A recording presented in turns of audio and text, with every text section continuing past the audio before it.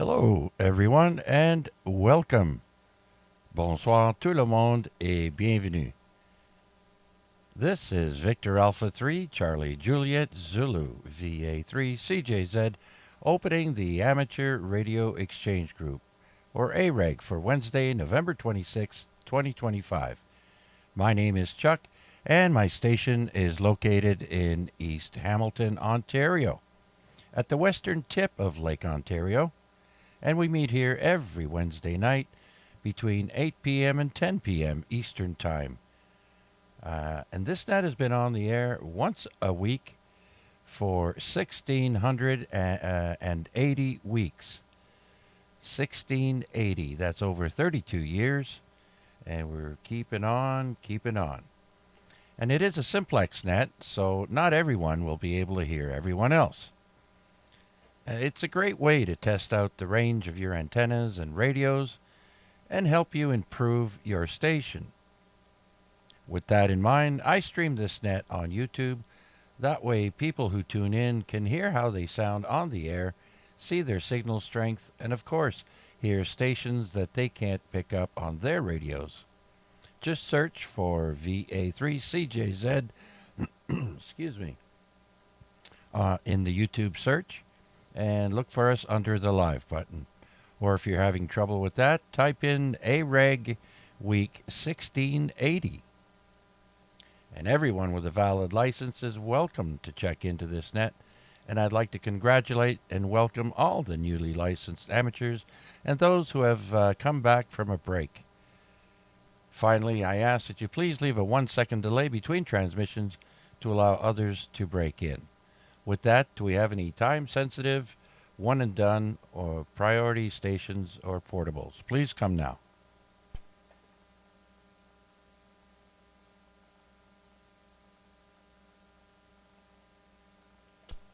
All right, let's open it up then to anyone with a license who'd like to check in. Please come now. Victor Echo 3 India, Uniform Kilowatt. VA3 MHV. VA3 IMW. VA3 NCA.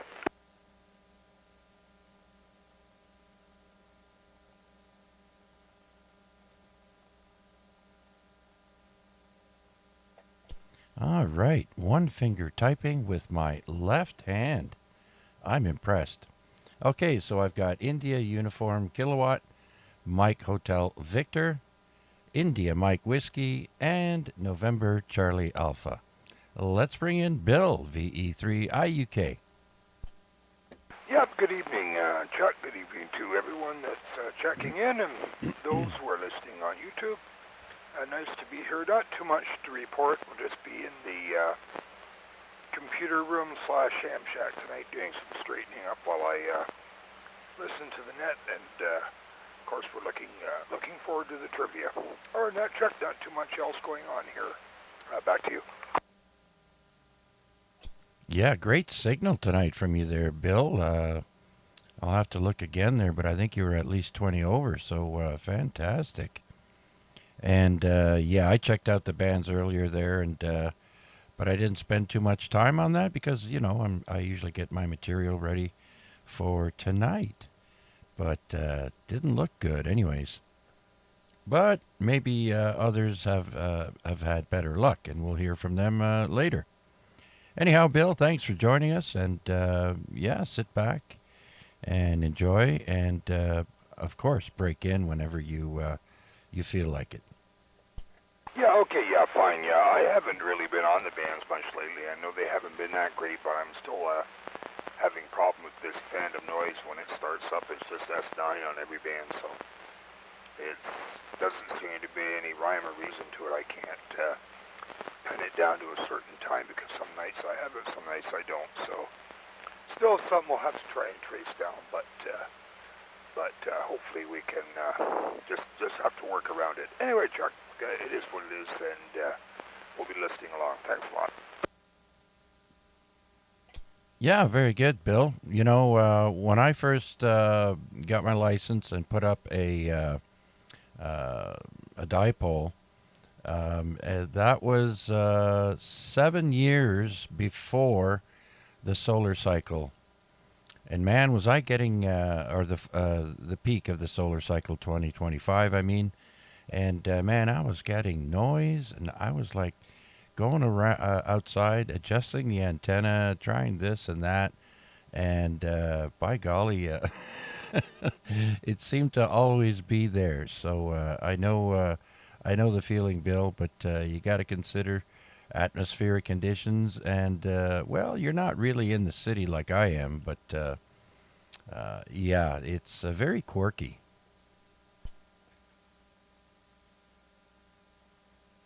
Well, I'm in this townhouse complex, so there's a lot going on around me, so who knows what it is, Chuck. But when I don't have it, I actually do quite well in the band, so we'll just have to work around it, just waiting for conditions to improve a little bit. But I've been just busy today in the computer in my hash shack, straightening up, trying to get rid of stuff, figure out what I'm going to keep. So I really haven't done much radio, but we'll get back to it. Anyways, Chuck, I better let you see who else wants to check in, and we'll be listening along. Thanks for doing it. Okay, Bill, very good. Let's bring in our next contestant on the price. No, VA3 Mike Hotel Victor. Mark, come on in. Good evening, Chuck, and everyone on the frequency, as well as everyone settling in on the stream there. Not much going on here, my friend. Just wanted to give you an RF check-in for the log.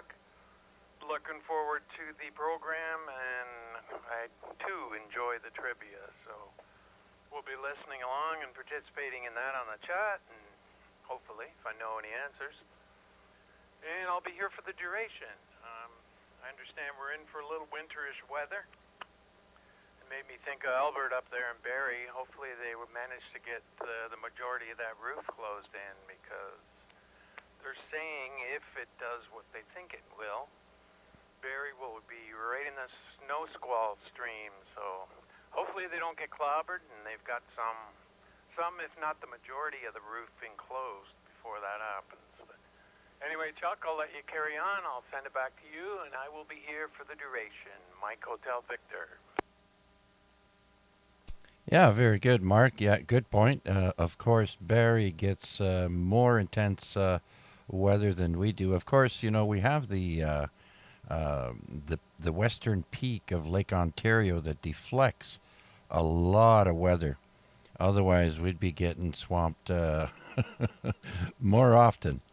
And I think Albert said if they don't get it done in time, they're going to drop down tarps and close off sections, and then start bringing the heaters in. So the roofing will continue, but you know they'll have to cut it off with these big tarps and do their best until they're done, right?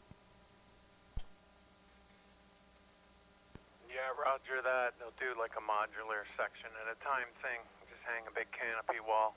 They do the same thing in the high-rises until they get them closed in, so it's similar. Yeah, that's about all I got, Chuck. I'll be listening along and looking forward to it. I'll turn it back to you. Victor Alpha 3, Mike Hotel Victor. Okay, very good. I want to say hi to all the check-ins on YouTube.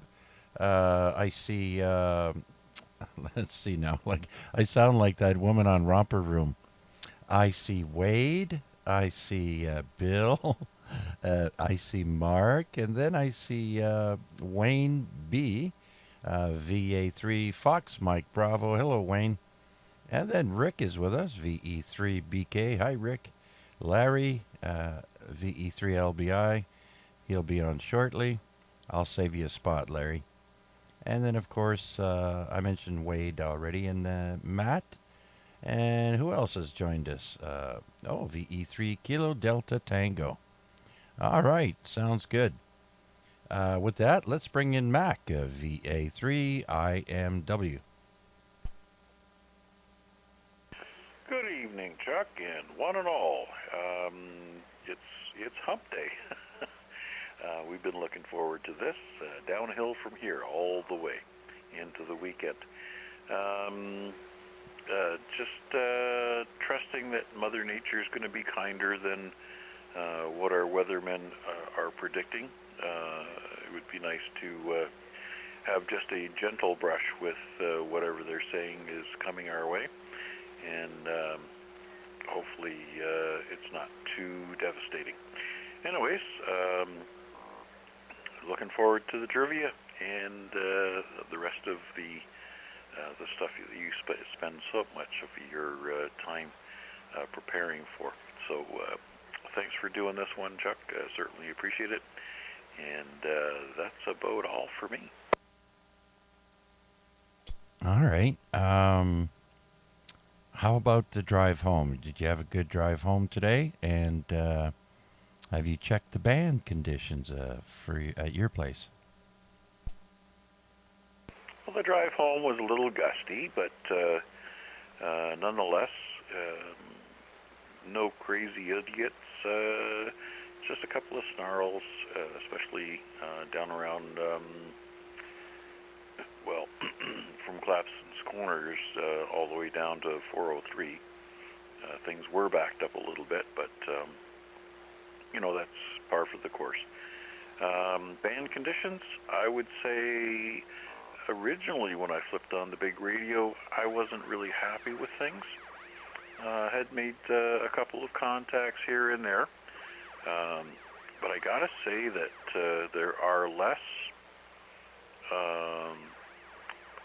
operators out at parks than I would have expected. I would have expected that the day before Thanksgiving, everybody in the States is already checked out and they're off doing the things that they love to do. So unless they were out and about earlier and perhaps they had finished up their activations, so the spotting page wasn't as full as I expected it to be. But just recently I started being able to work stations out of Texas and so forth on 40 meters. So obviously, band conditions are not horrible, and I guess some of the guys that are used to working on 20 meters have traveled for the family events, and they're now closer, and you're able to work them on the 40-meter band. So I guess things are okie dokie.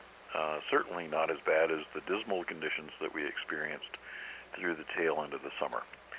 So band conditions, 1.5 thumbs up for me. No, okay, very good then. And yes, I agree with what you said there. For the peak year of the solar cycle, I'm thinking now, I remember last year them saying that 2024 was going to be the peak. And the downhill after the peak there is it's rough. We've had I'd say just as many days with bad conditions as we've had for with good conditions. 50-50 split so far this year. That's my opinion, anyways. Back to you, Mac. Yeah, I'm not totally sure that the decline that we saw in band conditions this year were related to the solar cycle. It was certainly solar events.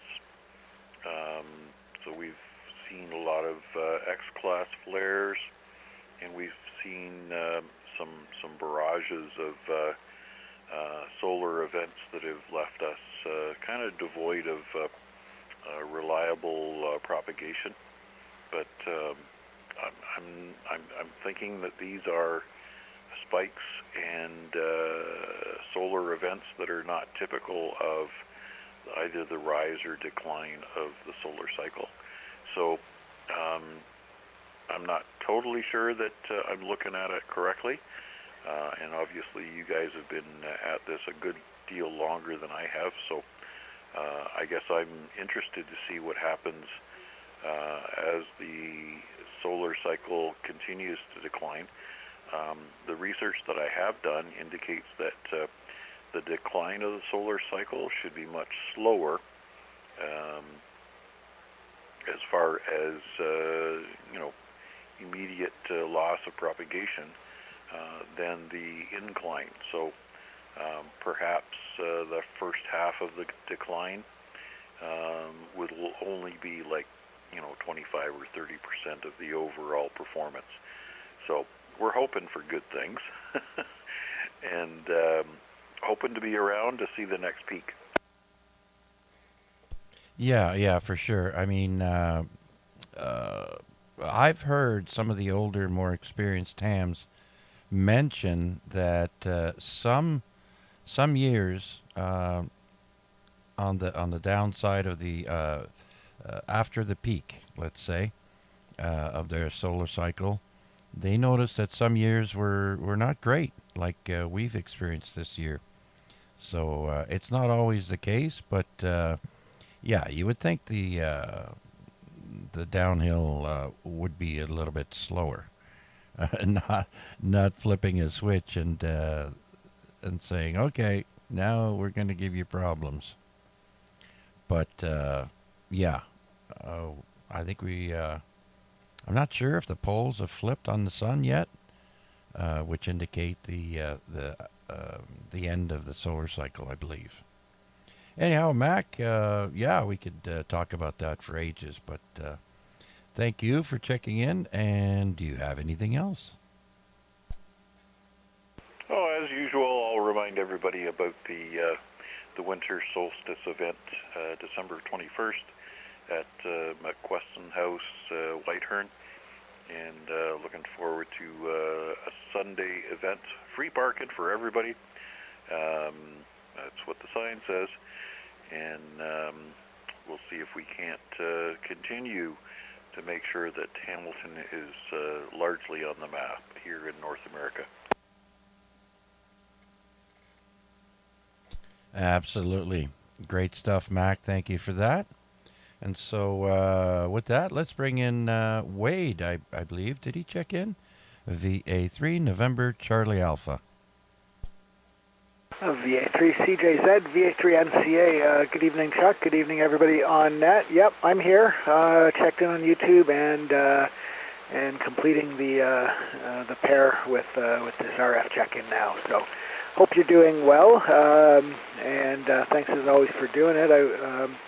Today was an interesting day. It was a work day where I was on campus, but had the opportunity to go check out the e-waste bin, and I found it was a piece of scientific equipment from the engineers, but it is in fact a T-match, a really beefy T-match of some variety. I don't know if it, what frequencies it's good for, but what it does have is a pair of really big, chunky vacuum capacitors. And so I kind of thought that maybe that's a kick in the pants to do some mag loop experiments. So one's a nice big vacuum variable capacitor. The other one's a fixed capacitor. And then it's got a big inductor, so I'm sure I can build something out of it. So I had to rescue that from the e-waste pile. I couldn't let it just get tossed. So anyway, so that was my excitement for the day. It was also a what's it called? A repair cafe.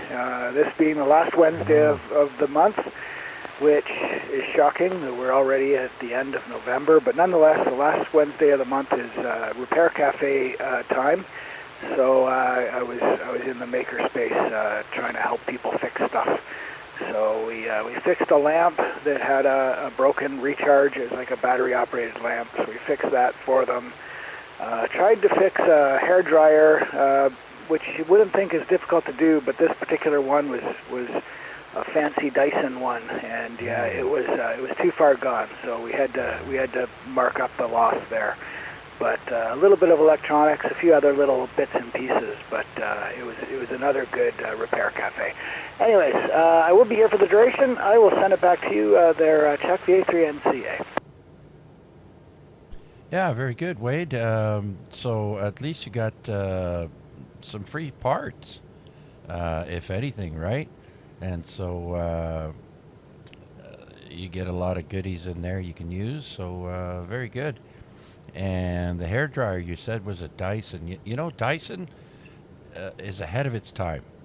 I mean, when they came out with those fans without blades, I was blown away. And they're super expensive too. So I'm pretty sure it's got some advanced tech inside there. But all right, very good, Wade. Well, thanks for sharing that. And let's see now. Yeah, 2 more sleeps until the weekend. So I haven't checked out what contests we have, but hopefully the conditions will be good on the weekend. Anything else to add, Wade?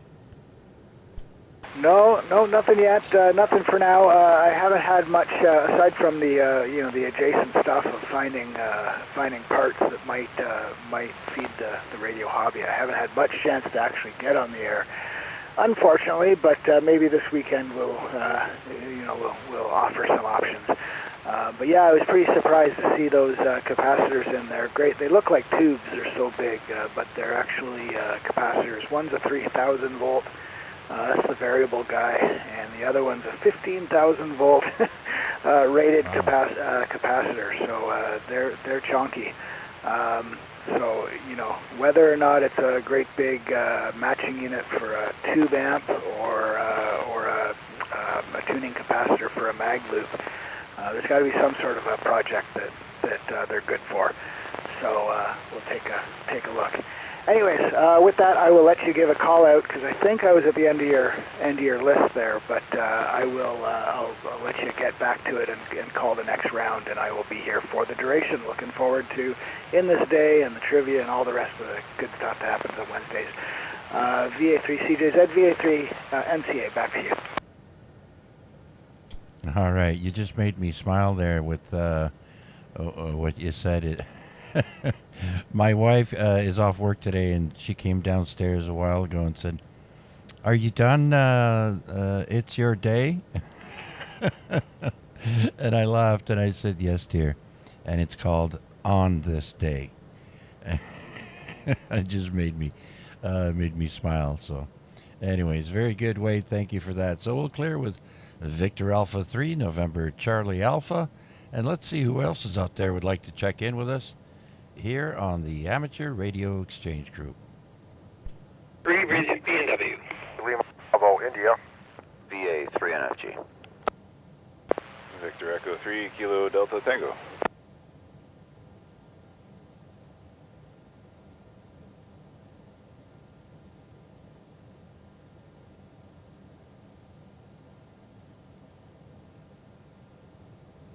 Okay, a quick runoff there. I think I got BNW, Lima Bravo India, and November Foxtrot Golf. Did I miss anyone?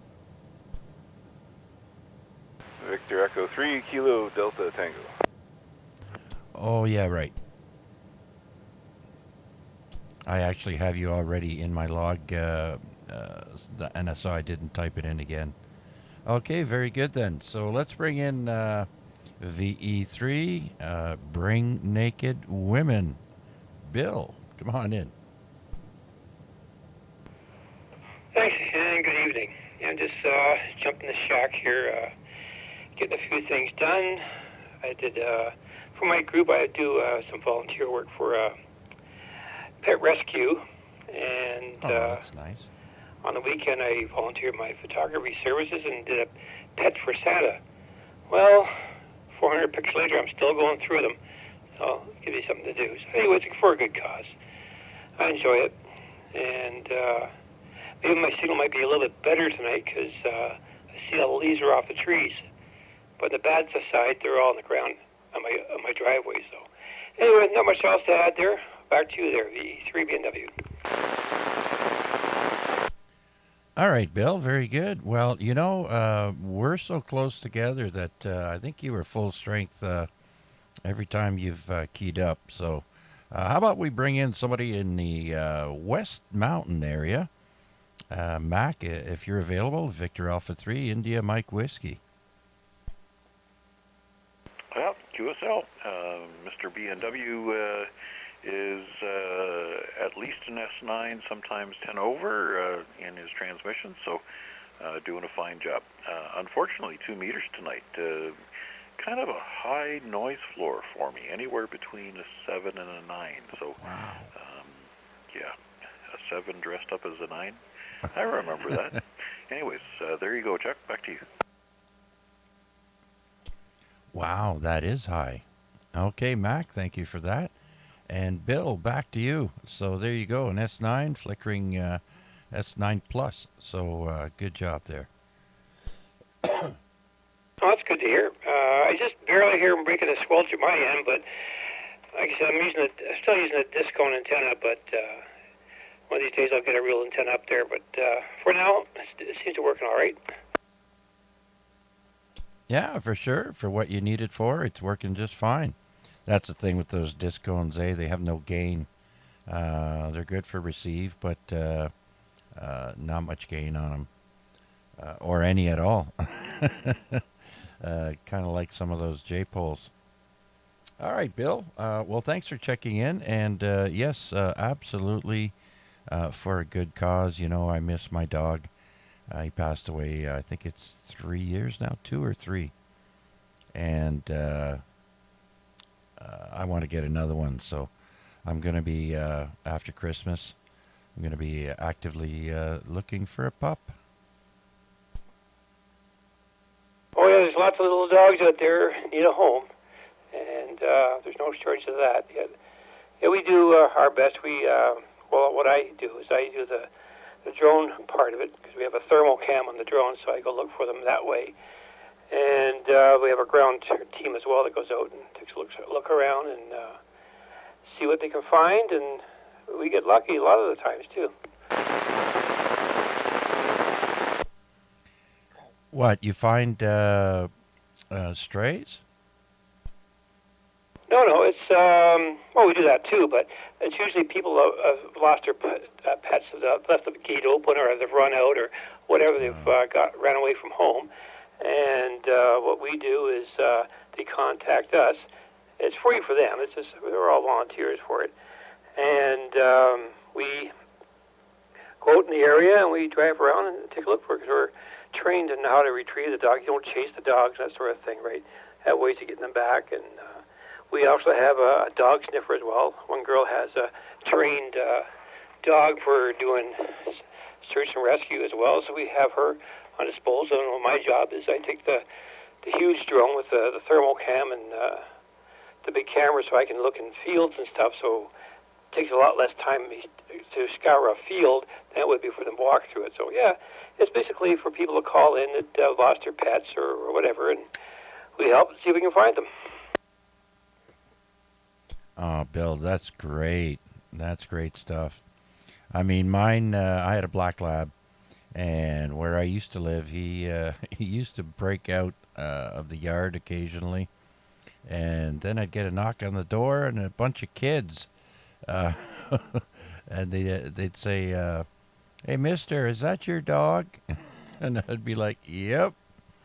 And so that was nice. Neighbors often help out if you've just lost your dog and or cat, and neighbors that I've been around have always been good with that. So yeah, you know, you gotta help the ones that can't help themselves, you know, and team efforts always bring good results when searching, usually. All right, Bill, well, thanks for all that. Do appreciate your check-in, sir, and you have a great rest of the week. And if you're going to stick around and play trivia with us a little later, there, we'll see you in the chat. You're on YouTube, right? Yeah, I got that going in the background here too as well. So yeah, got everything covered. All right, very good then. Okay, so let's bring in Larry next. Victor Echo 3, Lima Bravo, India. Evening all, everybody on the net tonight. Played some radio today, mostly on 20. Made a couple of contacts on 40, but made quite a few on 40. Or 20, I mean, sorry, pardon me. very noisy, but the people were there. I could hear them, so I made quite a few contacts, actually. Didn't get an opportunity really to do anything in the morning. I probably didn't start playing the radio until around 2 o'clock in the afternoon. We got home. Oh yeah. That's the thing I notice. I never really, if I do any radio, it's in the morning before noon, because then I have to do my research and get everything ready. So I like to be prepared. I don't know how many times, Larry, I've been ready to do the net, and then all of a sudden there's a technical glitch, and then you gotta learn to fix things on the fly. So it makes you think, oh, okay, next time I'm going to do this way ahead of time, and I'll make sure that this is ready. But yeah, that's the thing with electronics too, right? Sometimes they surprise you. Yep, nope, absolutely. Just looking there. I made 34 contacts, mostly on 20. Talking about technical glitches, I got one for you, Chuck. When I was teaching over at Mohawk College, night school, the first night I got there, all the class was in. I don't know, there was 25 or 30. And I said, did you guys get your books? And they all looked at me. And nope, nobody had your books. Okay, go to the bookstore. Second night, I think it was a Wednesday. So the second week I go in there, and we go in. We're supposed to be doing some working on computer stuff, right, with computers. And no computers are working. Talk about technical glitches. Like, I was furious. I left there, went to the main office, says, like, what's going on? We're supposed to be using these computers, and none of them are working. Oh, you know what I mean? There's technical glitch for you. Yeah.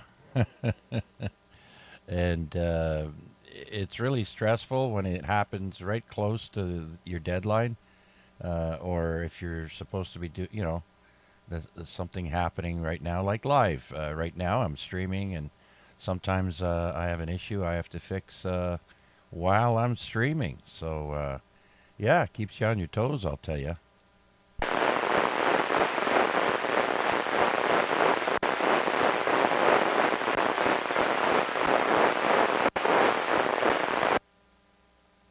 Okay, I guess you dropped it there. Well, it was live, let's put it that way. I wasn't very happy with the live, because that was a good technical glitch with no computers working in front of about 30 students, 25, 30 students, so that wasn't too good. Yeah, you got to learn to improvise and tell jokes and stuff. Keep the audience entertained. Yep, absolutely. All right. Other than that, like I say, I made 34 contacts, mostly I say on 20. I think I had 3 or 4 on 40. That was it. So the band was up and down, a little noisy, but the people were out there, that's for sure, in the parks. Oh yeah, it's tomorrow's Thanksgiving, so they're probably, like I said, today they're probably hunting wild turkeys or drinking it. And tomorrow they're going to flame their birds. I can't wait to see the video of people trying to deep fry turkeys with the oil too hot, or a frozen turkey. Oh man, that's a recipe for a homemade bomb. So yeah, I can't wait to see the videos. Anyhow, Larry, thanks for checking in. Do appreciate it, sir. Let's move on down and say hello to Steve, VA3 November Foxtrot Golf. Good evening, Chuck, and everybody on net this evening. It wasn't a bad day today, other than it being a little wet. I didn't go out anyways today. I just pretty much stayed home. Yeah, I did a few POTA contacts today, or I should say gathered a few.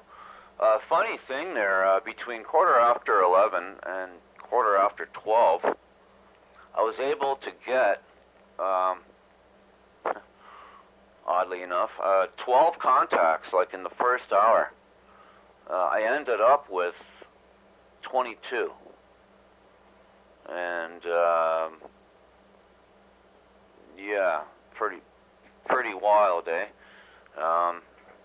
seemed like there was a lot more people out before noon today than in the afternoon, but you know, it's a holiday down in the States there, so I guess the schedule was all mixed up. Everybody's deep frying their turkeys or cooking their turkeys. I know they used to deep fry them out at the boat when we were up at Turkey Point, and it was like 35 minutes in the oil and it'd be done. Back to you, Chuck. VA3 CJZ, VA3 NFG. Yeah, that's one quick way to cook a bird is in oil. But I would definitely do some research and do it the right way because, like I said, I can't wait for the videos to come out to show all the fools cooking their turkeys the wrong way. And I always get a kick out of that. Anyhow, sounds like you had much success as well. Like you said, you know, nobody's working south of the border. The whole country is going to stop tomorrow, and there probably won't be very many trucks crossing the border and so on. So everybody's going to be in the park. So if you got time tomorrow, get all your contacts in tomorrow for sure, right, Steve? Yeah, for sure. Good plan there, yeah.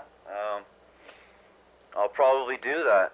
I don't start till 12 o'clock tomorrow, so maybe I'll have my coffee in the shack tomorrow morning and see if I can get 22 before I leave for work.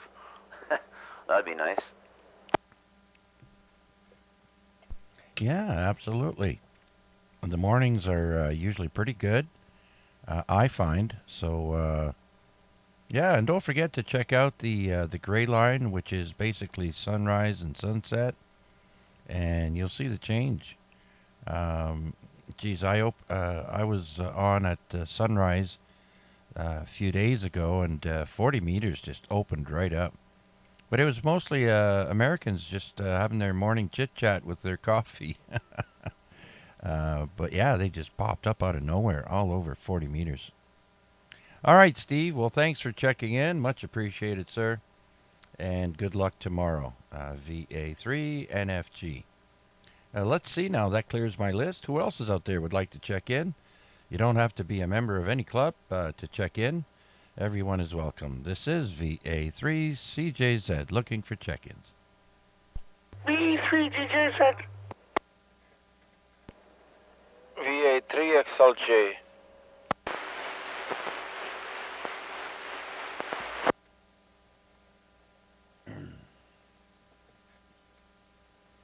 Okay, I heard DJZ and XLJ. Let's bring in Huey, VE3 DJZ. Sounds like you're reminding me of that squirrel who had his private parts stuck in the fence there. Huey, come on in. No. Hello, Chuck. How you doing? Just checking to see if everything's okay.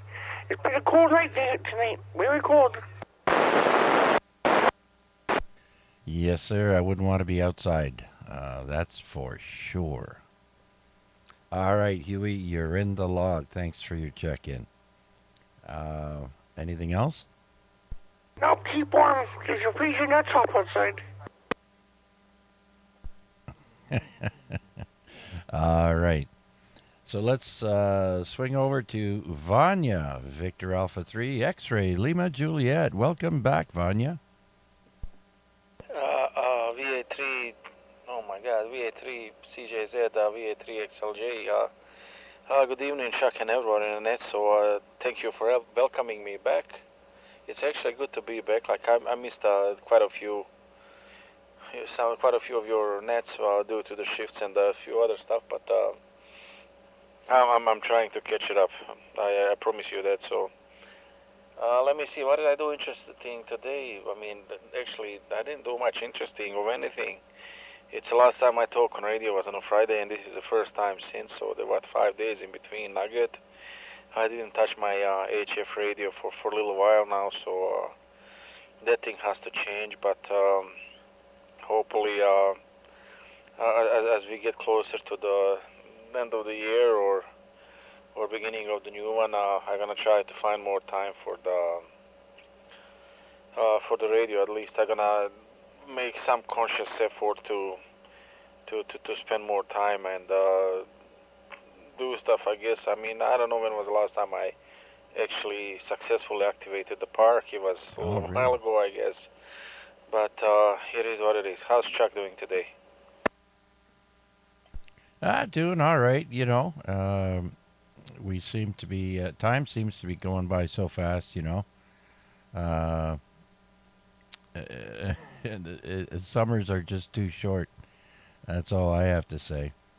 And yeah, I know we haven't heard you in a while there. Usually you're out of town somewhere and you're going to Algonquin Park or something like that. So I guess that's not the case.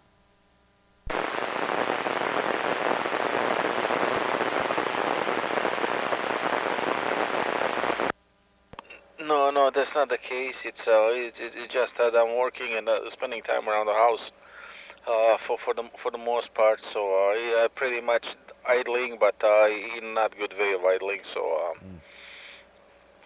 but it is what it is for now. I don't know what's happening with the weather, but it's here up on the mountain where I am right now. Like we are getting the huge gusts of winds, like a really big. And I don't know what's gonna happen later, or maybe rain or snow. We'll see. It does look like weather is changing, and it's gonna get colder most likely by the morning. So I have to remember that when I wake up. So yeah, as I said, not much fun on my end, but we will see. We're gonna try to put some fun in my life, at least the one with the radio, anyways. In a week or two, we'll see. I'm gonna stay, I don't know, another like 5-10 more minutes, and Martin and I, we have to drive downhill home, and I have to get him ready for school day tomorrow. So I'm not gonna be with you. A reminder of the nets. I apologize for that, but it is what it is. VA3 XLJ. Oh, okay, very good then. Well, I'd like to say a big shout out to Martin. Hello, Martin. Hope everything is good with you. And remember to be good so Santa comes by and gives you lots of presents. Okay, Vanya, I thought you were at home. You got such a nice quiet signal and strong signal, too. I figured you were at home, so you're in the mobile, right?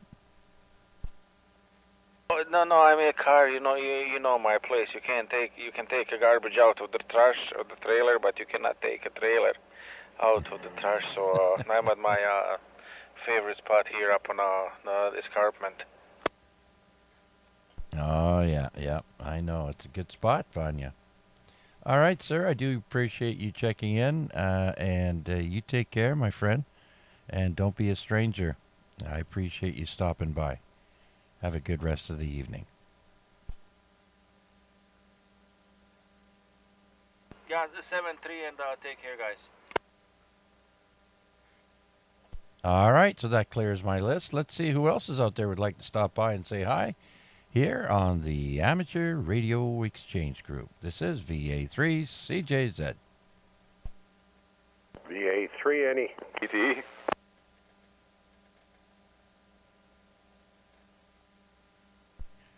VA3NE, I heard you in there. Kevin, standby 1. I forgot to pick up KDT. VE3KDT. Noel, sorry about that. Come on in. No problem. Especially, just makes me laugh. Did get over a bit of my being sick there, but it moved into a cough, so I'm not talking as much as I would like tonight. So I'll say a quick hi and maybe get in some trivia or the odd comment here or there. But other than that, it was just a quick RF check-in for you. All right, Noel. Yeah, I hear you. I swear I've been fighting something for the last few weeks there, so my sinus is blowing up, and yeah.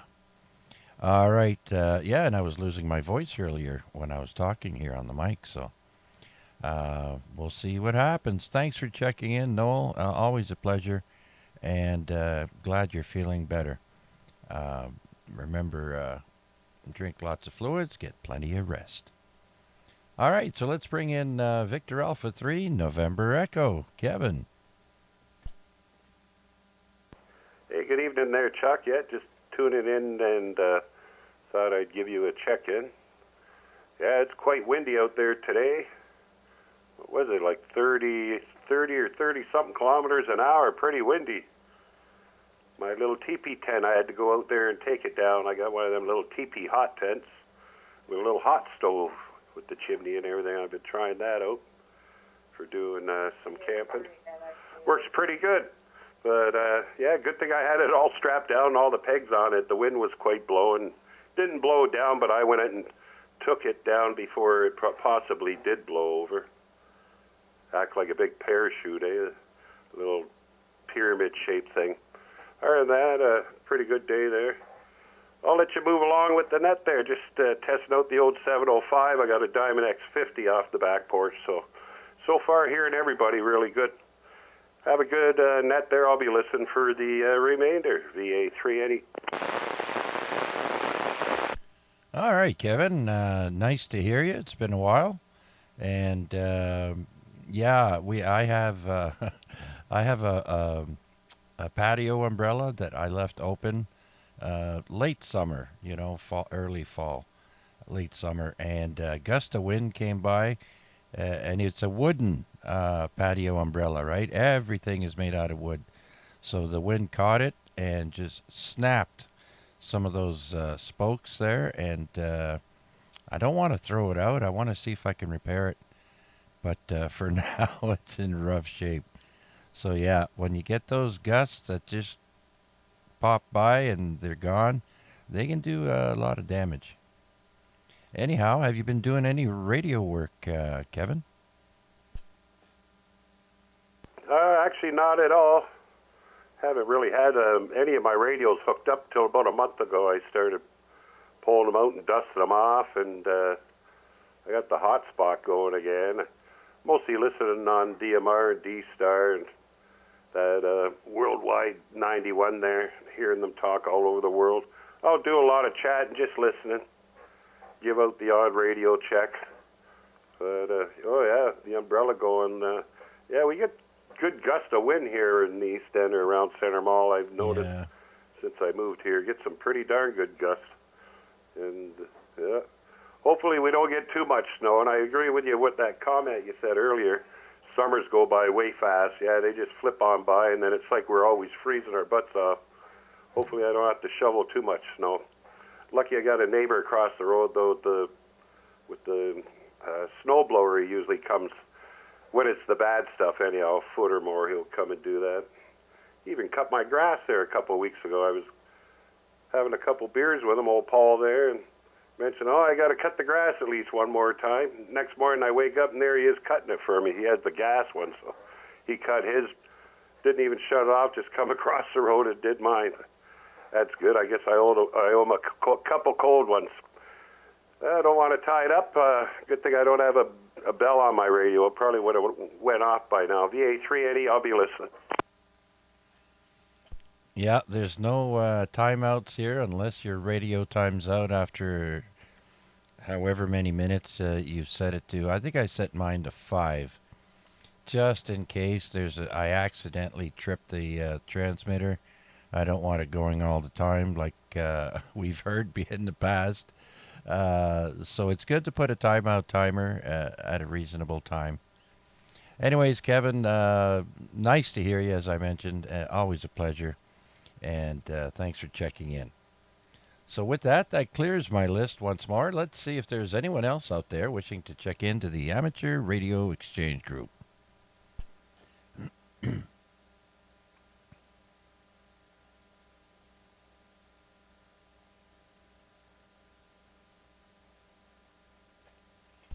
All right, nothing heard. Let's have a peek at the contest calendar for this week. And what do I see? Oh, there's one contest, and it's for CW. the CQ Worldwide DX Contest, CW, and that will be for 10 meters, 15, 20, 40, 80, and 160. And that starts this Friday at 7 p.m. Eastern Time, or 0 Zulu time, and it ends 2400 Zulu on Sunday. And that's pretty much it. There's a couple other ones that are like an hour or two, but nothing worth mentioning. So you POTA guys are going to have a lot of fun with not having the bands all jammed up with contesters. So good news there. With that, does anyone else have any announcements that they would like to make? B3 Bravo Kilowatt. See, I know how to bring Rick out of the woodwork. VE3 Bravo Kilowatt. Come on in, Rick. Yeah, I was going to say that only the one contest this weekend. Anyway, at 0 Zulu, the solar flux was 120, and the A index was 28, and the K index was 4. So, I don't know what conditions are going to be like tomorrow. Anyway, just the one contest. Everybody said CW was dead, but look at that, hey? They shut down everything, all the other contests to have that CQ Worldwide. It's all over. And, there'll be some of the CW guys will probably spread out to the phone section, so, beware, just pick another spot for those guys that are out there doing POTA. Anyway, and that's about it. Today was busy. The older you get, Chuck, more doctor's appointments. Oh, yeah.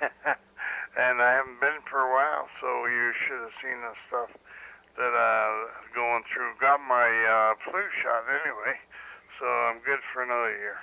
Anyway, that's about it. What else have I got? That's about it, I guess. Anyway, good evening to everybody on frequency. Good to hear Kevin again.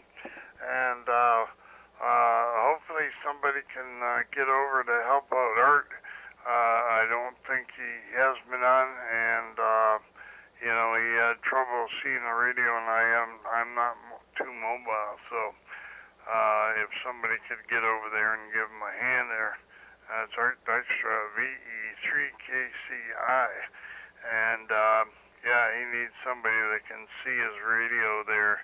He's having trouble getting it set up right. He's not used to the new radios, and he's got a 7100, and I'm not really familiar with that radio, but I know it's got a pretty big screen on it, so with his one eye, maybe he can see that a little bit.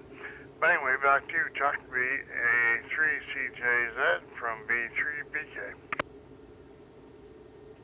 Yeah, okay, very good. I forgot about that. Was it just the one radio? Is it the 7100 that got messed up, or do you know which radio it was? Yeah, the 7100 got messed up. I did have the 7300 set up for him, but that was a while back, and I guess somebody screwed that up too. Apparently the cleaning staff that comes in to help them out once a week or whatever, they were playing with the radio, and it ended up on 20 meters, and he had it tuned for your net, so it ended up on 20 meters, and as far as I know, he hasn't even got an HF antenna hooked up to it, so anyway, hopefully they didn't key the mic. It wouldn't be too good if they did, because I know he had that radio set up to transmit on this frequency, and I think probably it's menu driven, just like a lot of the radios these days, and it's probably set up to transmit wherever it goes, so I don't know. But anyway, it was 7100. I'm not real familiar with that radio. And that's the one the front comes off or whatever it sits at an angle. It's a pretty versatile radio. Everything in the box. So, 2 meters, 440, it's all there. Anyway, and 6 meters too. So back to you. Yeah, yeah. Well, I remember when PDL, VE3 Papa Delta Lima, and I believe it was Mac, VA3IMW, that went over to Art to try and fix his, the 991A was the one he was using, and it got messed up, and they were having such a hard time figuring out the menu in that radio. And but they sure know. I know Mac sure he owns the 7100, so he's very familiar with the ICOM menu system, and that would be an easy fix for him. So unfortunately, I can't get around, and I would otherwise help him out, but maybe somebody can raise their hand and maybe go there and set up the radio for Art, so he has something to do over the holidays. Yeah, that would be nice. That would be nice. Yeah, the CNIB, they have cut back quite a bit, and everybody keeps telling them, oh, you should have got the Kenwood. Because the Kenwoods, they're better for sight impaired people. But anyway, he's got that radio and that 91A. That was some challenge for me to get that set up too, because I'm not used to the Yaesu and all the menus. Wow, that radio's a nice radio, but it's got a really small display and a lot of menus, so all in one box too.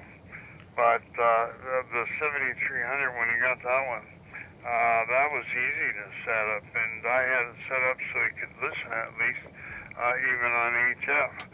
But he was a little bit shy on, trying to change bands and everything else. I guess being in sight impaired. But the Kenwoods read off the frequency to you, and I think you can get that on some icons, but I'm not sure which ones. And it's an option you have to have installed to read off the frequency you're on. But that's, I guess that's the life of the sight impaired ham radio guy. So anyway, okay. Well, looking forward to it, and thanks for doing it, Chuck. Looking forward to the rest of the night, and we're sitting here listening. V3BK. All right, Rick. Thanks for sharing that, and hopefully Art can get back on the air soon. All right. I'd like to bring in Wade, VA3 November Charlie Alpha. You there, Wade?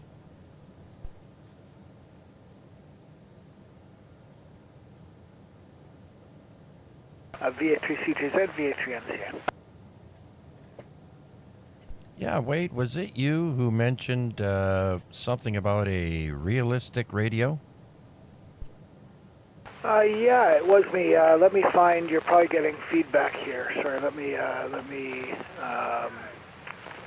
mute the YouTube. Sorry for the delay. I had to catch up on the delay from the audio. Yeah, I found a realistic TRC 415 little CB radio. That was my other trash find. Not sure if it quite works yet. I repaired the antenna, but I still don't get audio into it, and I'm not sure if the mic maybe has an issue too, or if there's something more problematic with the radio. But yeah, it's another project to look at. It's CB, of course, but yeah, we'll see if it works. Okay, I thought it was you. So I went out to my shelf in the back there and dug out. If you're looking at the YouTube stream, you'll see a big radio right in the center behind the Yaesu 857 faceplate there. That is a realistic what is it? TRC 490. base station, and it does AM and sideband, 40 channels with a meter, a signal and power meter, and it's a classic. I'm sure it's about 30 or more years now, so definitely a classic. I thought I'd put that out and show it to whoever's interested. And it's, like I said, it's untouched, never been opened, and even the clarifier is locked. So it needs to be fixed, the clarifier, in order for the clarifier to work on sideband. But yeah, it's a nice, it's a nice shape too. Yeah, it looks great. It's certainly a much bigger unit than the one that I found. Mine is truly a little tiny portable unit. Well, sorry, not portable, but mobile, actually, unit. It's FM only. It's 40 channels, but FM only. But still, yeah, that's a good-looking radio there that you've got on the desk. I guess between 415 and 490, they made quite an improvement. Yeah, and the interesting thing is this is a plug in the wall, of course. It's a base, and so it plugs directly into the AC. And in the back, there's a plug. If you happen to want to take it somewhere where there's no AC power, you can hook it up to a battery. Of course, I never got the plug with it when I got the radio, but that's a really cool feature. CB POTA. Yeah. Imagine, Imagine that. That's funny right there. Yeah, maybe that's the secret to getting the N1CC multiple bands, additional bands, or something. I don't know. But yeah, I hope this thing works. It'll be the first CB radio I've ever had, actually. I didn't get into this back in the day when CB, I didn't get involved with that stuff. But yeah, it's 11 meters is still a band that's pretty close to 10 meters. So yeah, I'm hoping this thing works a little bit, or if it doesn't, if I can figure out how to get it going. When I did key it up and listen to the channel frequency on my base amateur radio station, there was no audio being sent. So and I don't have this base station unlocked to be able to transmit on the CB band, so I couldn't test the receive as well. Got to figure something out for that. So yeah, this is a project radio. It's on my shelf. It should be a little bit of fun to play with in the few minutes I scrounged together to play with radios. So. But yeah, it was a fun find as well. It's been a good week for radio finds in the trash. Yeah, you got to go to the good neighborhoods if you want good stuff. The really poor neighborhoods, you really don't want to go through their trash. But yeah, I remember somebody saying on garbage day they like going to places like Burlington. And they say, man, have I ever found some nice garbage that people put out on their front lawns, like furniture, that really nice stuff. And so, yeah, good for you. One man's garbage, another man's treasure. All right, Wade, thank you so much for coming back to me and letting me show off my my CB, my classic CB radio, the TRC 490. All right, so with that, before we get into any trivia, the trivia portion is upon us. And so are there any other check-ins for tonight's net? Please come now. V3IUK recheck. Alpha 3, Charlie Romeo Foxtrot Portable. Good evening, Chuck. Okay, I hear Bill with a recheck, and Vern, I know you're portable. Come on in. Good evening, Chuck, and everybody on the net. Just out for a walk. Gosh, the temperature has dropped. When I was out this morning, it was 10. Right now, it's 1. And the wind is gusting pretty good, Chuck. I'm going to say 30 or 40 clicks easily. So there's a bit of a wind chill as well. I guess there's a chance of snow tonight and a definite snow into tomorrow. Back to you, Chuck. Yeah, I can hear it there. It's blowing right into the microphone, and I noticed it this afternoon. I was looking at the Weather Channel webpage, and it showed 0 for wind. And then all of a sudden the wind picked up, and it went from, I think, 8 degrees down to 2 degrees in a very short period there. So, yeah, it's that time of the year. It's almost December. I gotta say, though, that dump of snow we got early in November, that was a bit of a shock. But yeah, I think we're definitely in for it now, Chuck. Yeah, for sure. There's no turning back. All right, Vern, well, thank you so much for taking the time out and checking in on your walk. Be safe, my friend, and we'll talk to you again soon. Sounds good, Chuck. I'll be listening for a while. I always look forward to the trivia and on this day. Back to you, Chuck. All right, very good then. Let's go over to Bill, VE3IUK. Yeah, just very quickly, Chuck, that gentleman that checked in, I forget his call, his name was Bill, looking for signal reports. I had him 5'8" here, almost full quality in Dundas. I just thought I'd pass that along. Back to you, Chuck. Just think of bare naked women. VE3BNW, that's Bill. So S8 for Bill over in Dundas, right?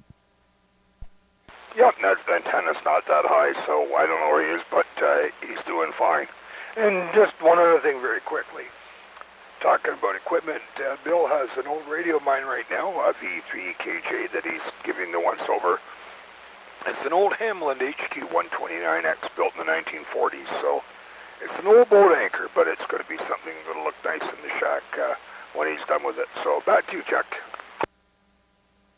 Yeah, absolutely. I think last night EKJ was talking about it there, mentioning how nice it looked. So I mentioned that maybe when you get it back, Bill, you can take a picture of it and post it on Facebook for us. Yeah, absolutely. I'll post it on Facebook and Discord as well. Thanks a lot, Chuck. Back to you. All right, very good. Now, before I continue on, I have to mention, speaking of Facebook, the AREG Net does have a Facebook group, and it's a private group. Look for it by searching A-REG for AREG, and it should come up with the AREG logo there, 146430, and you just if you're new to it, you just got to answer 2 questions, and I think one of them is do you have a call sign, and somebody will let you into the group, and we post mostly amateur radio stuff, so no not too much nonsense, a couple of funnies here and there, but I usually post videos of the space weather lady to let us know what the solar conditions are and what we can expect for propagation for the next several days anyways. So just a reminder, everybody, there is a Facebook AREG page. All right, one last time. Any other check-ins for tonight's AREG Net? Please come now. VA3 DCS Mobile. VA3 DCS Mobile. Hey, come on in. Oh, good evening there, Chuck, and everybody on channel, those that can hear me anyways. Yeah, just cruising across the lakeshore here by Spencer Smith. Oh, very good, very good. Well, you're coming into my station there full strength, I think. I'll have to look at the meter again there, but yeah, where are you off to? Oh, just headed home now. We had our office festive dinner. Oh, that's right. A lot of them do it way, way ahead of time at Christmas parties there. I remember we used to go to that place at Barton and God in Stony Creek. There, they have a big place where they have banquets. I think they've changed names, but we used to go there and have our dinners there. Right on, very good. So, did you have a good dinner? Yes, I seem to have eaten too much.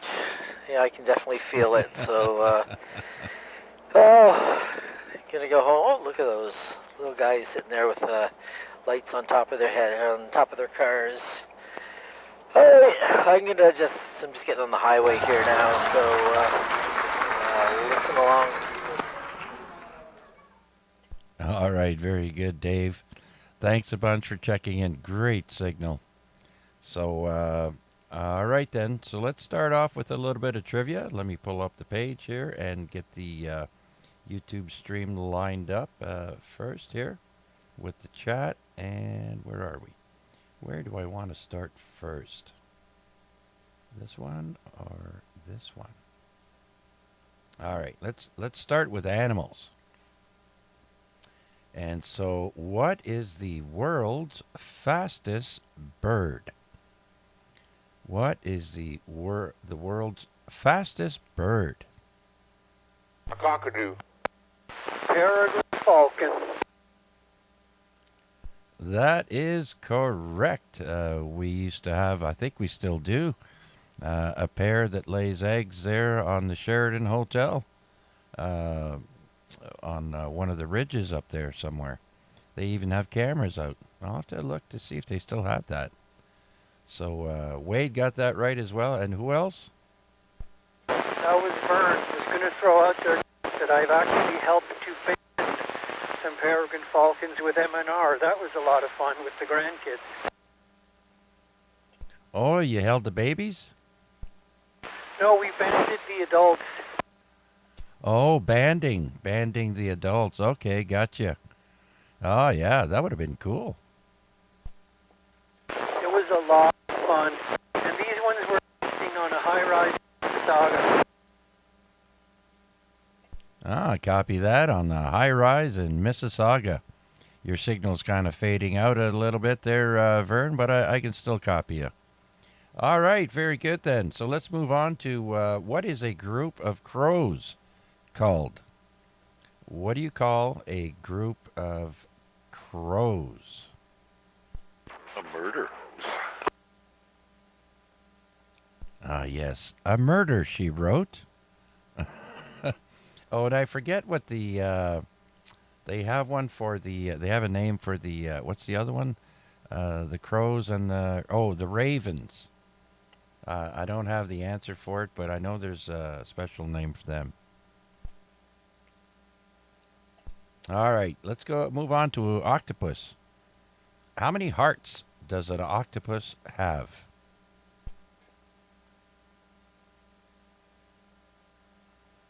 Take a wild guess, anywhere from 1 to 10. I'll say 8. 10. Actually, it says here there's 3. Now, I think they have brains for each arm too. They're one of the most unique animals that we have, and they can't trace back the original ancestors. So they think it may have come in on a comet or something there, and was seeded that way because there's no other animal to compare it to. That's alien life for you. World Cup FIFA winners. What's that, Vern? Apparently it can pick FIFA World Cup soccer winners too. Oh, they're very smart, octopus. Absolutely. They can pick the FIFA World Cup champions. Very good. All right, so now what is a group of pandas known as? You'll like this one.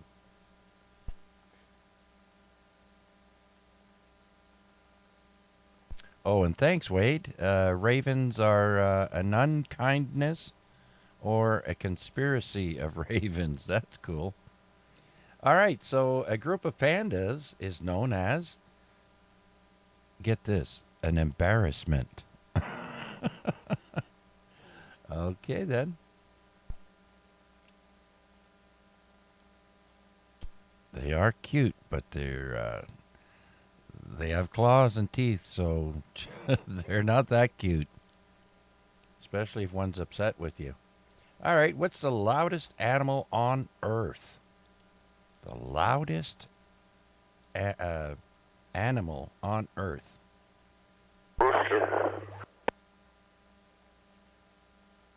An unhappy wife. I wasn't going to say it.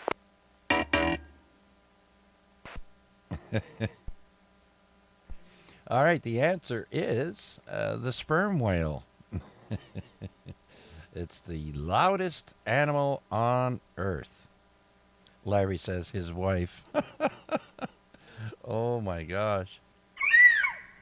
Okay. The answer is, the sperm whale. Unhappy Mrs. Sperm Whale. Yes, they can get very loud too, I know. Shrieking loud. Breaking glass loud. What if it was a really happy sperm whale wife? Hey, listen, do you know how many gallons of that comes out? Never mind. I don't know the answer, but I know it's a lot. All right, moving on. What is the only mammal capable of true flight? What is the only mammal capable of true flight? That's bad.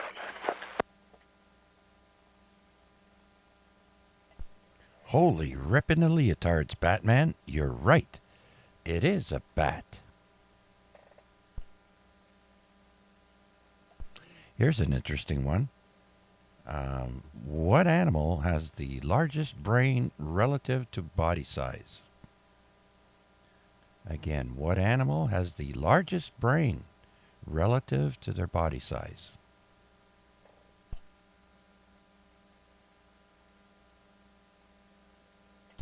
What's another smart mammal that lives in the water? Dolphin. Yeah, I was going to say dolphin. A dolphin. All right, you got that right. It is a dolphin. This next one, I don't know if I can even pronounce the answer, but let's give it a shot. What animal has the longest lifespan? What animal has the longest lifespan? A major shark.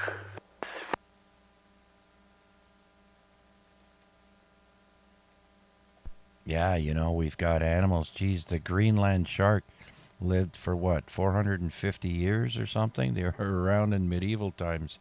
But it's actually a clam. It's called the ocean quahog clam. Quahog is spelled Q-U-A, hog, H-O-G. So it's an ocean quahog clam. Never heard of it. What is the term for the study of birds? Ornithology. Look at the big brain on Brad. Yes, sir, Vern, that's correct. And Wade got that right, too. Way to go. You guys get a, there you go. You get an applause. Okay, what is the process by which some animals produce light called? What is the process by which some animals produce light called? Bioluminescence. All right, you are smarter than a fifth grader. The answer is bioluminescence. And Wade got that right as well online. And so did, I think, everyone else. All right, what animal has the most powerful bite in the world? An unhappy wife. I don't say. Thank you so much. Hyena.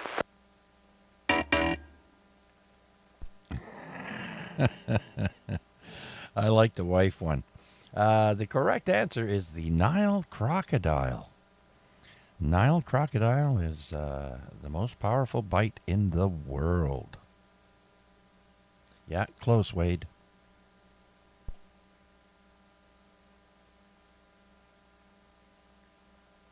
All right, so that ends where I wanted to be for this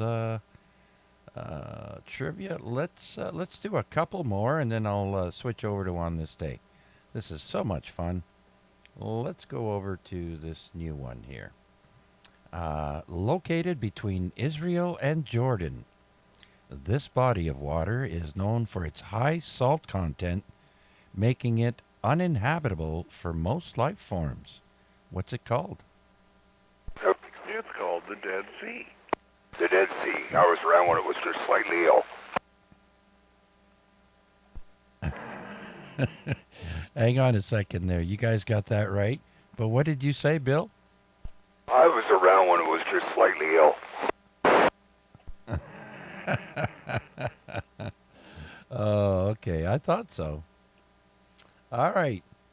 Very good. You all got that right.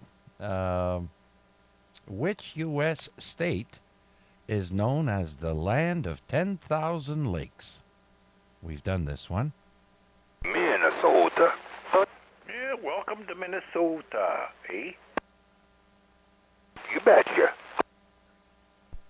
Yeah, and I swear the counterpart of that is right above in Manitoba. If you look closely on the map there, it's all water everywhere, lakes everywhere. All right. Which ocean name loosely translates into Sea of Atlas? Atlantic. Correct. That was an easy one. The Atlantic. All right. What is the largest volcano on Earth?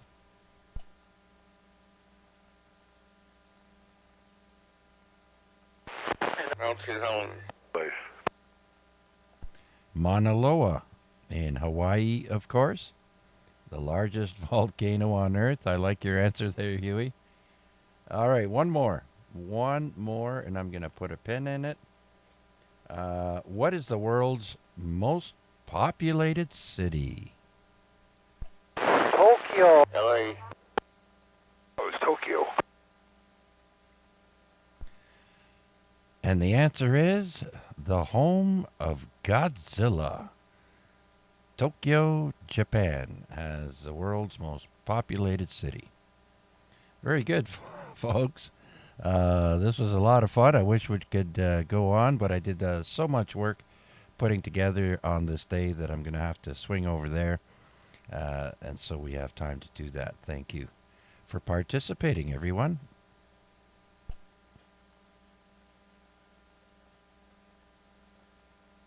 You see those fires in Hong Kong there, Chuck?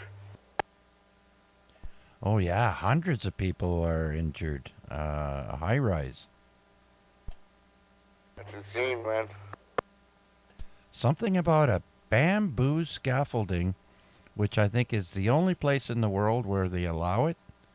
And it's been used for probably centuries. And somehow it caught fire and then caught the building on fire. That's what I heard. And most people in Hong Kong live in high-rises, Chuck. Yes, Vern, they have no choice. When it's so densely populated, you have to go up. Yeah, I mean, I was there in 1980, and they were using the bamboo for scaffolding back then. So yeah, it's a constant. Oh, yeah, it's guaranteed they've been using it for, like, forever. It's so easy to do, right? Yep, absolutely. All right, so before we start on this day, week 250, do we have any check-ins, questions, or comments for tonight's net? Please come now. All right, we always start with today's famous birthdays, and that's right, today is November 26th. And we start with the year 1607, and Mr. John Harvard was born in 1607. He was a British clergyman and benefactor of Harvard College. And he was born in Surrey, England. He died in 1638. So we have another clergyman that was born 2 years later in 1609. His name is Henry Dunster. And he was also, well, he was an American clergyman. The other one was a British clergyman. And the Henry Dunster was an American clergyman and first president of Harvard College. But he was, it says here, he was born in Lancashire, England.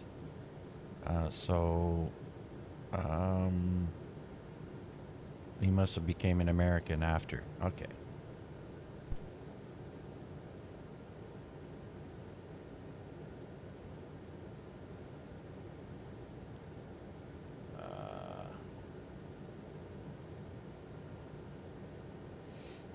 All right, let's get back to it here. And next we have Bat Masterson, born on this day in 1853. Bat Masterson was an American gunfighter in the Wild West, born in Henryville, Canada East. So this is 1853 is before Canada became a country. And so there were sections of Canada. This was Canada East. And Henryville is just over the U.S. border, just south of Montreal.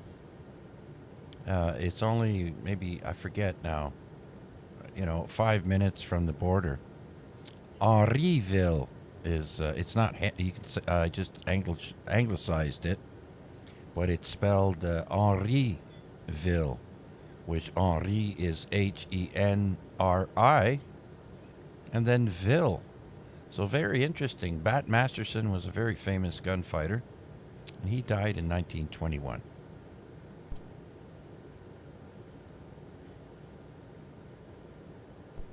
Anyone who's ever appreciated an air conditioner, this one is for you. Willis Carrier was born on this day in 1876. He was an American engineer who developed modern air conditioning, born in Angola, New York.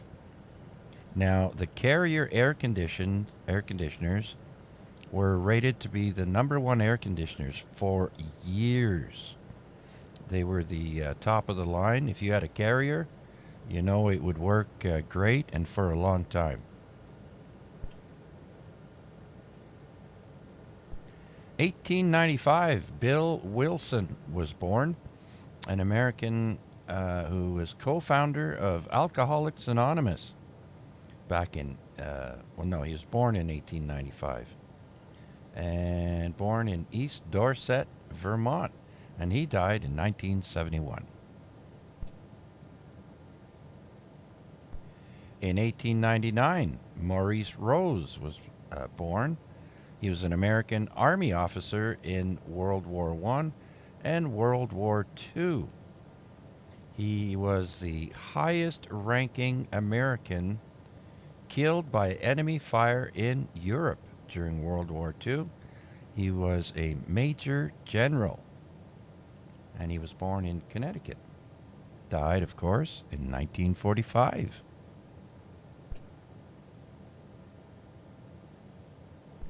All right, for all you Big Mac lovers, in 1902, Maurice or Mac McDonald was born. He's an American fast food pioneer and co-founder of McDonald's, born in Manchester, New Hampshire.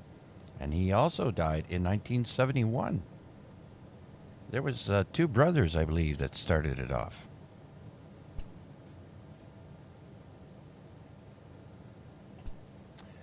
Born in 1920, Daniel Petrie is a Canadian television and movie director. Born in Glace Bay, Nova Scotia, Canada. He died in 2004.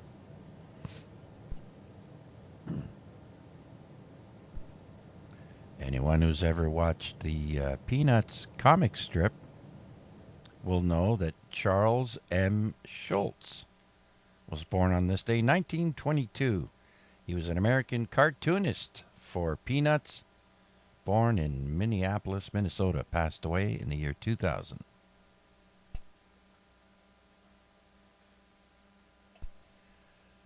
Born in 1927, Ernie Coombs, an American-Canadian children's entertainer. And he went by the name Mr. Dressup. Born in Lewiston, Maine, and he passed away in 2001. A lot of us grew up watching Mr. Dressup.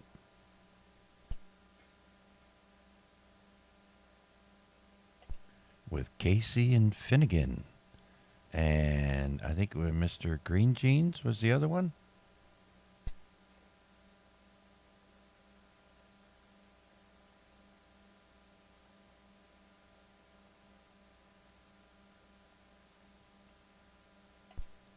Born in 1938, Rich Little, a Canadian-American impressionist and actor. Rich Little used to be on all the talk shows and variety shows. He would imitate other famous celebrities, and he did a pretty damn good job. He was born in Ottawa, Ontario, where I was born. And he went to the same barber that my father went to. And, of course, my father brought me to that barber in a certain neighborhood in Ottawa, in Sandy Hill, Ottawa. I guess he's still around. Doesn't say that he passed away. Tina Turner was born on this day, 1939. Of course, we all know Tina Turner as a singer. Proud Mary. What's Love Got to Do with It? She was born in Nutbush, Tennessee. Passed away 2 years ago. Born in 1945, John McVie. That may sound familiar. He's a British rock bassist for Fleetwood Mac. Born in Middlesex, England.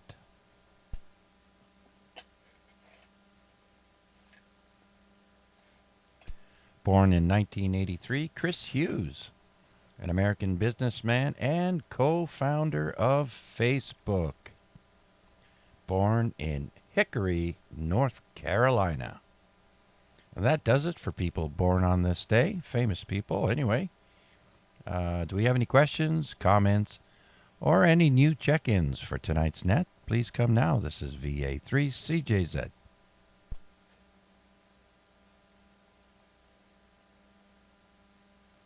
All right, you know what happens after you're born? You die. Who died today in history, you might ask? Well, let's start with Isabella I of Castile. She passed away in 1504. Queen of Castile between 1479 and 1504.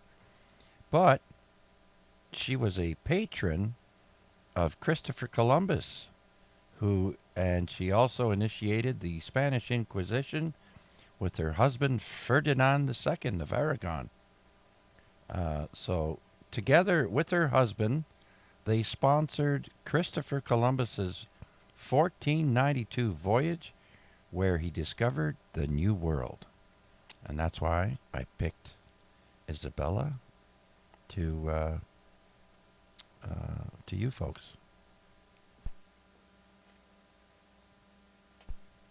Passing away in 1991 now. Quite the jump. Ed Heinemann, an American aircraft designer who designed the Douglas aircraft. Dies at the age of 83. All right, next.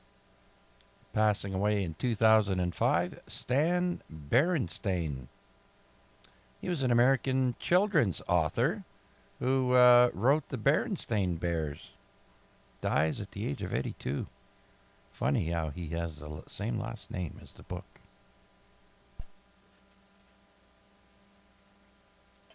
And we finish off with another Canadian. Passing away in 2014, Gilles Tremblay, a Canadian NHL hockey left-winger between 1961 and 1969. A four-time Stanley Cup champ with the Montreal Canadiens. And after he retired, he was a French-language broadcaster between 1971 and 1997. So I was pretty young back in those days, but I do remember him in his last years of playing and then moving on behind the microphone. And he died of a heart failure at the age of 75 back in 2014. So that's it for famous people dying on this day. Again, any questions or comments or any check-ins? EA3 CRF recheck, Chuck. Recheck, Chuck. Go ahead, Vern. Chuck, just wanted to mention that I was in Spain 2 months ago and saw the tombs of Ferdinand and Isabel, which was interesting. Caskets were pretty small. It kind of drives home the point that 500 years ago, people were not as big as we are now. And they were known as the Reyes Católicos, the Catholic monarchs, and they helped lead the reconquest of Spain from the Moors, amongst other things. Back to you, Chuck. Yes. Very famous royal couple. And that's why I thought it was worth mentioning. So thanks for that, Vern. I have a buddy from British Columbia who has been touring Europe there, and I think he was just in Spain as well. Yeah, very interesting. Thanks for that, Vern. Thanks for letting me jump in. All right. Let's move on to On This Day in History. And we always start back far back in time. And today we start with the year 1476. And we're going to talk about Vlad the Impaler. Some have called him Dracula or the basis for Dracula. Vlad the Impaler defeats... I can't even say the name. With the help of Basarab Leota, with the help of Stephen the Great and Stephen the Fifth, and he becomes the ruler of Wallachia for the third time. Now, I do believe Vlad the Impaler's castle is in Transylvania, I believe, modern-day Transylvania. So, yeah, he was imprisoned for many years. So the people he killed, he would impale them, going through the anus and then out either through the back or through the head. And he would line those up outside the city to let people know if you do him wrong, that's how you're going to end up. And that's how he got the name Vlad the Impaler.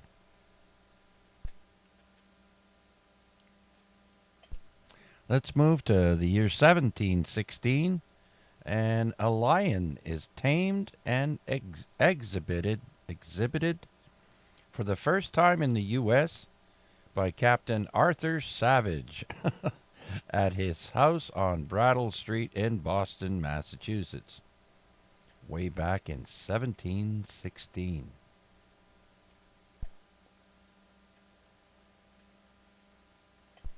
All right, next, Cook reaches Maui in 1778.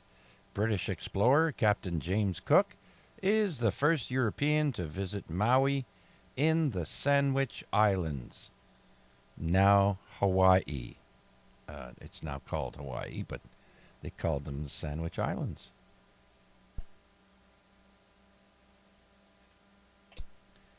And today marks the very first, today is the day of the very first U.S. Thanksgiving. In 1789 was the first national Thanksgiving in the U.S. And I did the math, that's 236 years ago.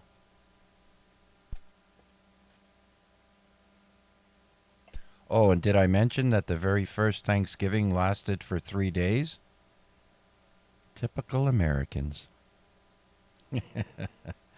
All right, 1832 now. We have the first streetcar railway in America starts operating in New York City with a 12-cent fare.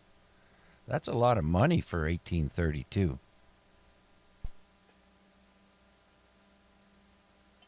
Ten years later, 1842, the University of Notre Dame is founded.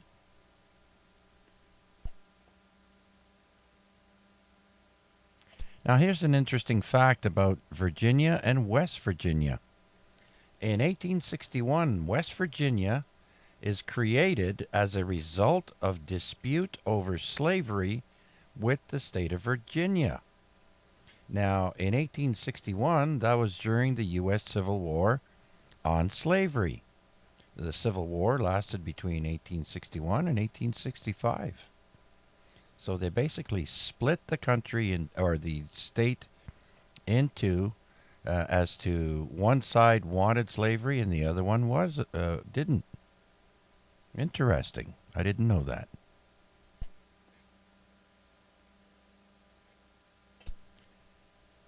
In 1865, Alice in Wonderland by Lewis Carroll is published in America.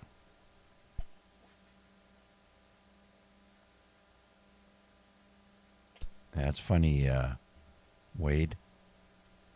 All right, in 1867, refrigerated railroad car patented by J.B. Sutherland of Detroit is a key step in the history of long-distance transportation of perishable goods. Now, that's refrigerated back in 1867.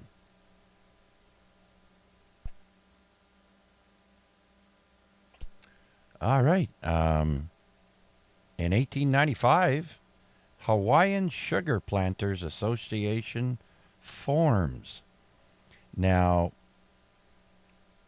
before oil ruled the world, sugar was one of the biggest money makers, and they had people grow sugar everywhere that was tropical, and Hawaii, of course, is very tropical. And a lot of the Caribbean islands would go on to grow sugar cane. And it was big business.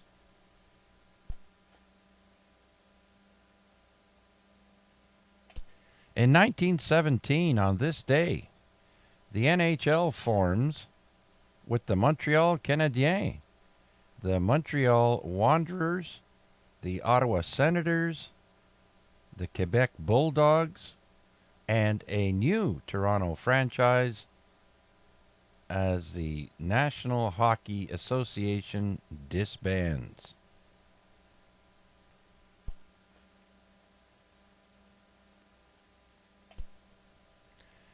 In 1922 now, English archaeologist Howard Carter opens Tutankhamun's nearly intact tomb in Egypt. Now, I find that strange because I thought that the tomb was completely sealed, and that's why all the goods were still in there. So I don't know why it says partially intact or nearly intact tomb. I'd like to know what they mean by that, because there's actually pictures of a seal on one of the doors.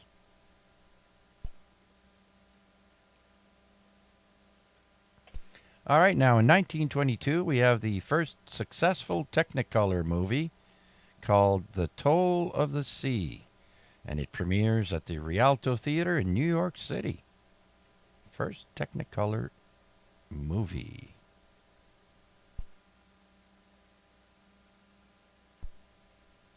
And in less than 2 weeks, we'll have the attack on Pearl Harbor on December 7th. But today, in 1941, Japan's naval carrier force departs its bases and moves east towards Pearl Harbor. And 12 days from now, they will attack it. If you're in 1941. Don't worry, it won't happen today. All right, in 1942, Casablanca, directed by Michael Curtis and starring Humphrey Bogart and Ingrid Bergman, premieres at Hollywood Theater, New York City. They win the Academy Award for Best Picture a few months from then in 1943. Yeah, they made a lot of movies in the 40s. Guys like Mickey Rooney and Bogart and all them guys. All right, in 1948, we have the first Polaroid camera called the Land Camera Model 95. It sells for $89.75. This is back in 1948 now.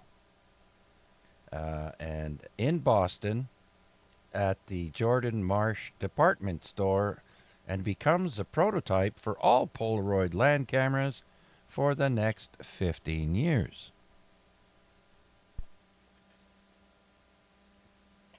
All right, now we have the 1956 TV game show The Price is Right, hosted by Bill Cullen, debuts on NBC. Now that got me curious, and I was asking myself, what's the longest running TV game show? And I looked it up, and it says here, the longest running game show is The Price is Right, which has been on the air in its current format since 1972, and is the longest running daytime game show in U.S. television history. So I guess prior to 72, they had another version of The Price is Right, because it says here they debuted in 1956.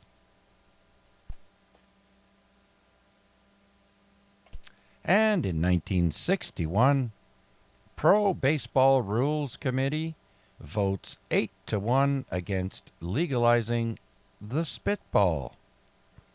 I wonder who the one guy who voted. It was an 8-1 vote. I wonder if that guy was a pitcher and he wanted it legalized.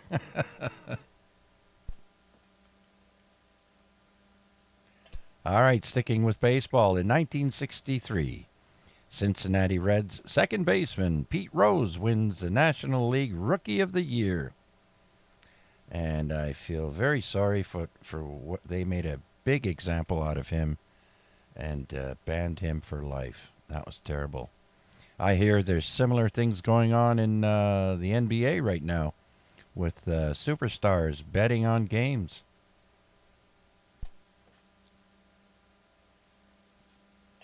All right, now in 1965, France launches its first satellite, the 92-pound or 42-kilogram A-1 capsule, and names it Astérix, after the popular French comic character.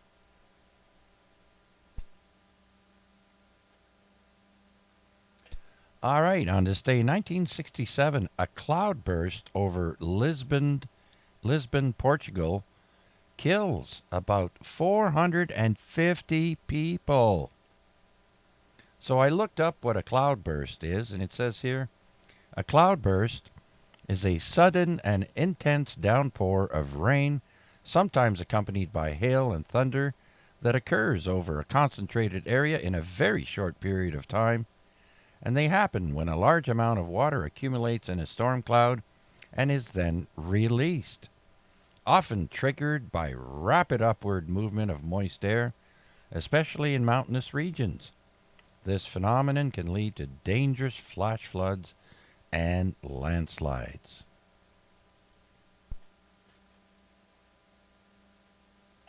In 1968, the rock band Cream gives its final concert at Royal Albert Hall, London, England, but They reunite briefly for a short tour in 2005. Now I looked up the band Cream, and it says here the rock band Cream was a 1960s British supergroup consisting of Eric Clapton on guitar and vocals, Jack Bruce on bass, vocals, and harmonica, and Ginger Baker on drums. They are considered one of the first major supergroups and were influential in the development of hard rock, blues rock, and psychedelic rock.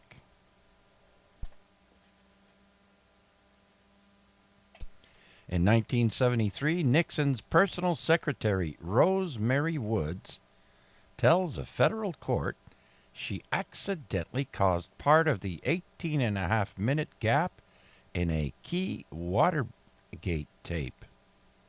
Accidentally, eh? Yeah, right.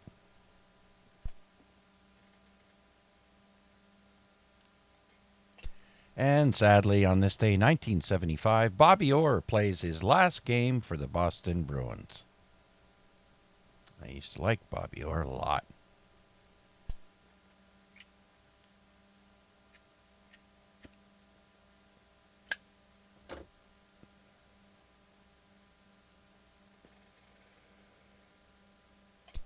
All right, in 1976, British punk rockers the Sex Pistols released their debut single, Anarchy in the UK.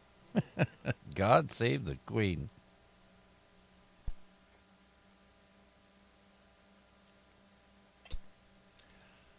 This is a really weird one.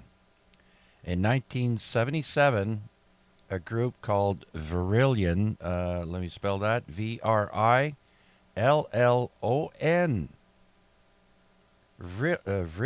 Vrillon, claiming to be the representative of the, quote, Ashtar Galactic Command, end quote, takes over Britain's Southern Television for 6 minutes.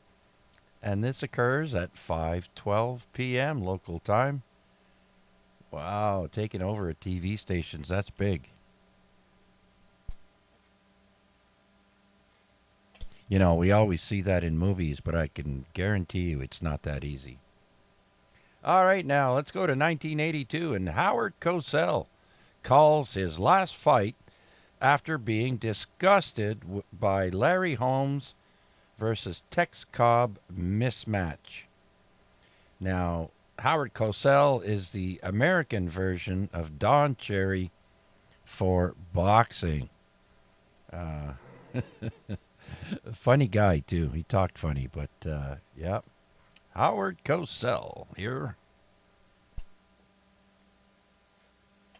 In 1995, Dolphins quarterback Dan Marino sets NFL record with his 343rd touchdown pass. Way to go, Dan Marino. He would go on to sell isotoner gloves.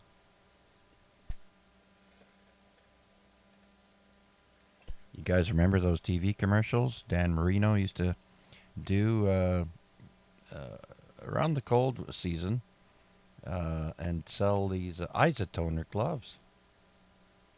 All right, now let's go to 2003, and the supersonic airplane, the Concorde, makes its last ever flight, returning to Bristol, England. That was in 2003, folks.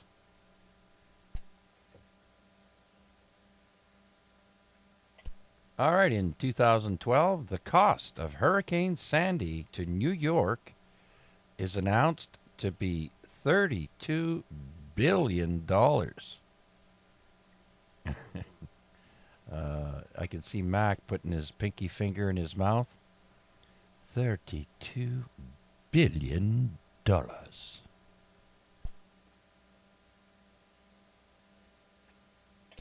All right, in 2013 now, due to a street tirade captured on video, Alec Baldwin's show, Up Late with Alex Baldwin, is canceled after only 5 episodes. That guy needs anger management, I'm telling you. And I think he's still, they're still going through courts for that shooting he did. Killing the director, I think.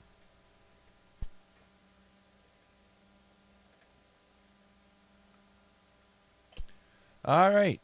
In 2015 now, a UK non-profit Raspberry Pi releases its $5 Zero computer with a 1 gigabyte processor, or gigahertz, 1 gigahertz processor, and 512 megabytes of RAM. And it sells out in a day. Did anybody buy one of those?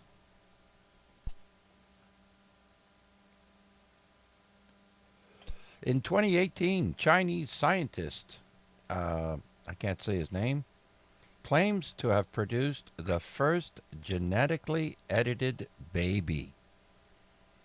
That means you can give it its own eye color and hair color and make it stronger, faster. So I haven't heard too much about that. 2018. The shades of a brave new world. Well, listen, ever since I'm not surprised. Let's just put it that way. I'm not surprised. If we were able to clone a sheep however many years ago, 30 years ago, and with the DNA sequencing that we're able to do, I'm not surprised. Yeah, well, so somebody cloned me, and he started getting really miserable people, so I pushed him off a cliff, and you don't they charged me with. What? Making an obscene clone fall. Obscene clone fall. Okay, Bill. Yeah, one more for the books. All right, now sticking with the year 2018, a third of a species begin dying. 23,000 of them over a 2-day period. And that's the spectacled flying foxes, unable to survive the heat wave of 42 degrees in northern Queensland, Australia.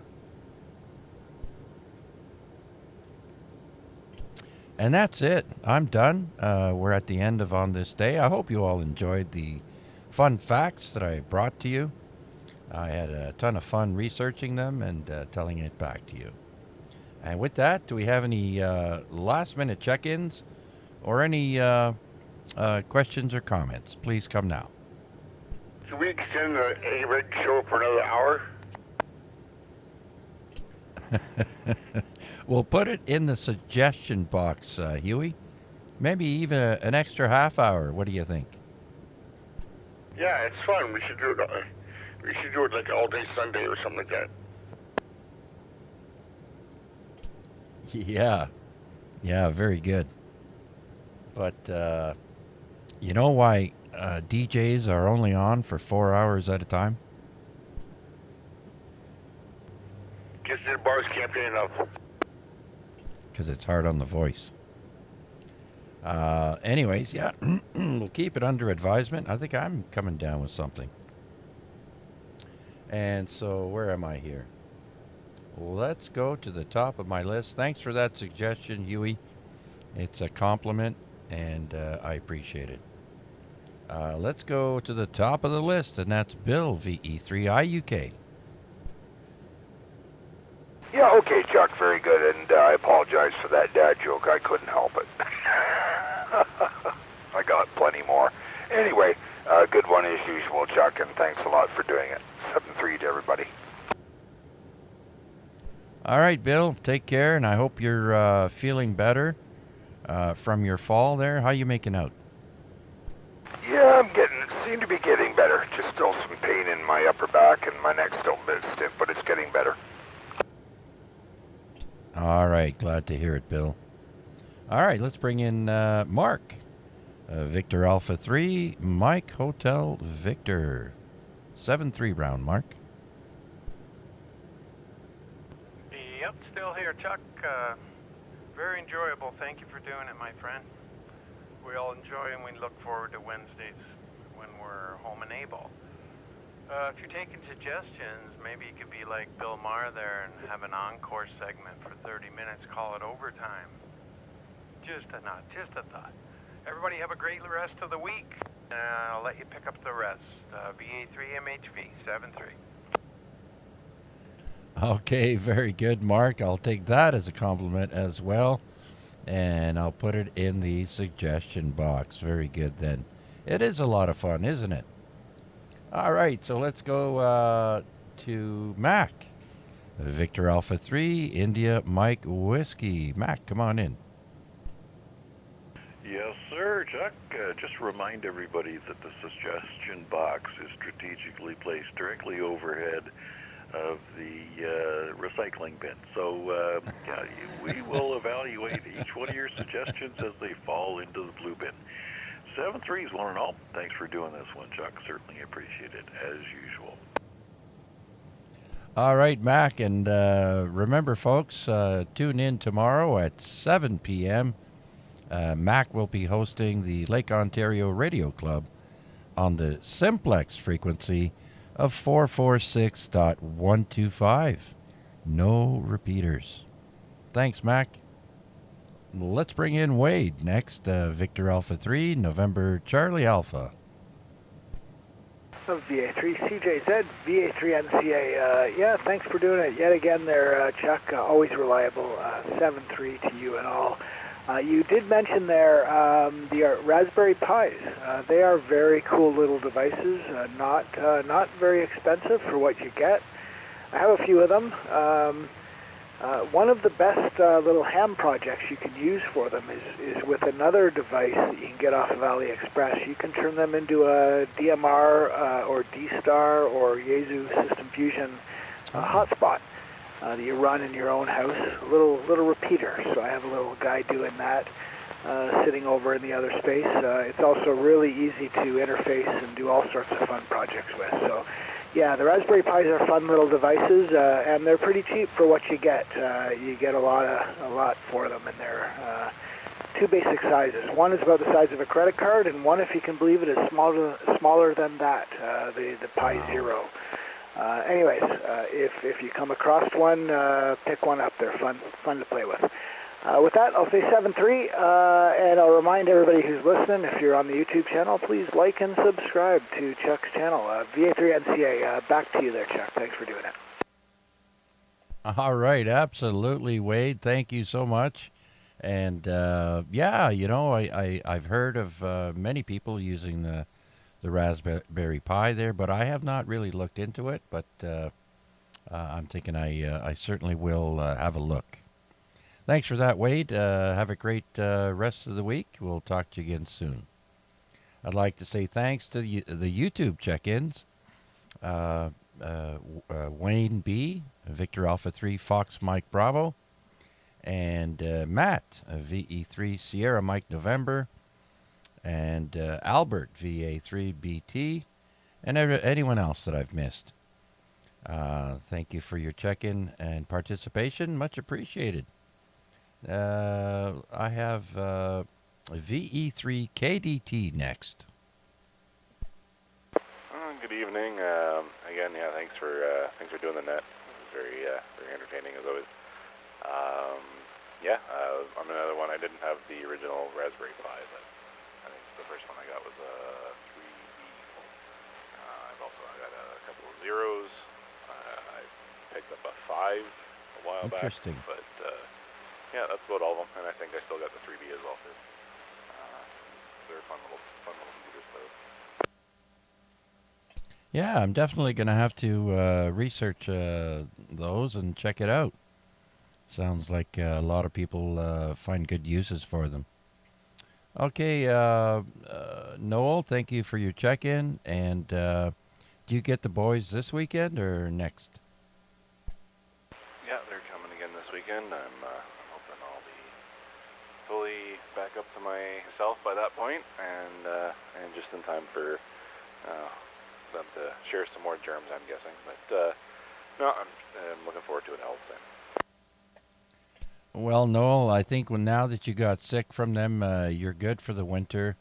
Maybe right at until springtime, then you get it again. Thanks, Noel. Take care, my friend, and we'll talk to you again soon. Don't be a stranger. Let's bring in Rick now. VE3 Bravo Kilowatt. Yeah, good evening to everybody on frequency 73. I guess 73 round. Yep. And anyway, yeah, good job, Chuck. So that's all I got there. 73 to everybody. V3BK. All right, thanks, Rick, for your check-in and for sticking around. And I'd like to remind everyone that tomorrow at 3 p.m., the Trans-Provincial Net will be on 7.100 with Rick and Marty. Marty is usually in the radio room at the Canadian Warplane, and Rick is sitting in his Easy Boy chair at home. And they'll be running the net between 3 and 4 tomorrow on 7100. Thanks, Rick. Next, let's see if Bill is still with us. Victor Echo 3, Bare Naked Women.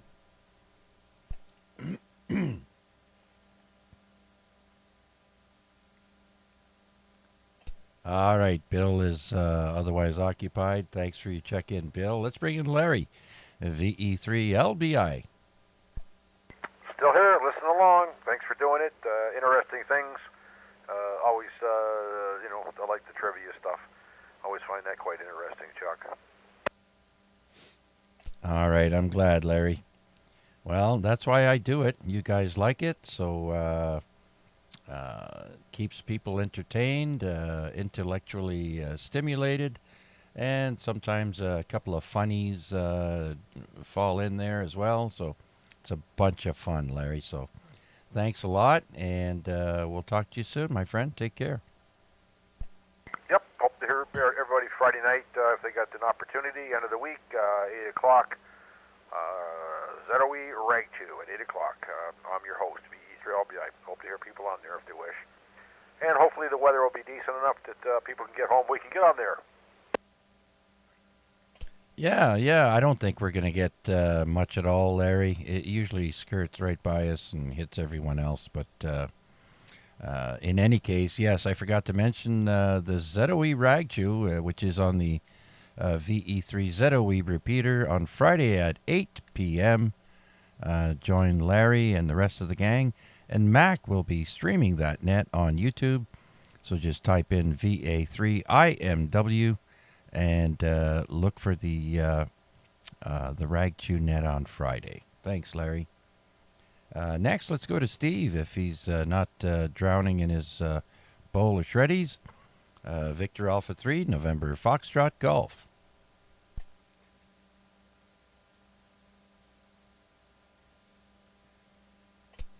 All right, Huey, you're up next. VE3 DJZ.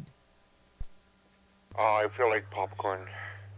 No, Chuck, show's always good, buddy. It's always fun to listen to. You should do like a radio station like Howard Stern.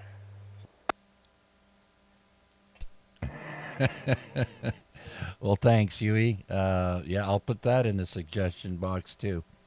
Yeah, I'm open to different formats and having a bunch of fun with everybody. So thanks for sticking around, Huey. Always appreciate you checking in.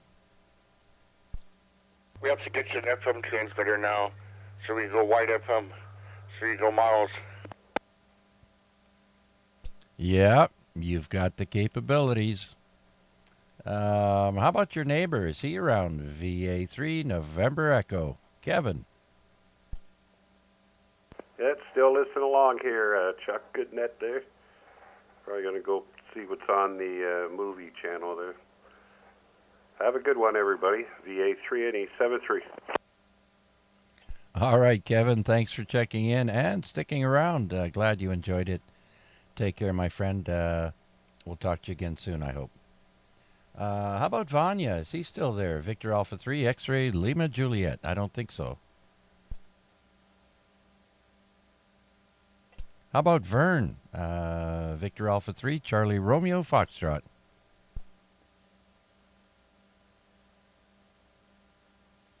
How about DCS Dave? Victor Alpha 3, Delta Charlie Sierra. Dave, you still there?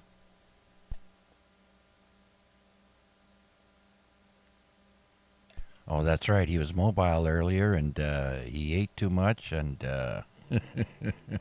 his eyelids are probably getting heavy. All right, so we had a great time tonight, and 17 check-ins so far. I'll check the YouTube stream after and make sure I got everybody in the log. But one more for the books, and that's it until next week. I look forward to doing it all over again for you next week. Same bat time, same bat channel. Until then, be safe and be kind to one another. This is VA3CJZ saying so long for now and happy DXing. Thanks, Chuck. V3BMW. All right, Bill, I called for you earlier, but I guess you must have stepped away. Thanks for sticking around, my friend.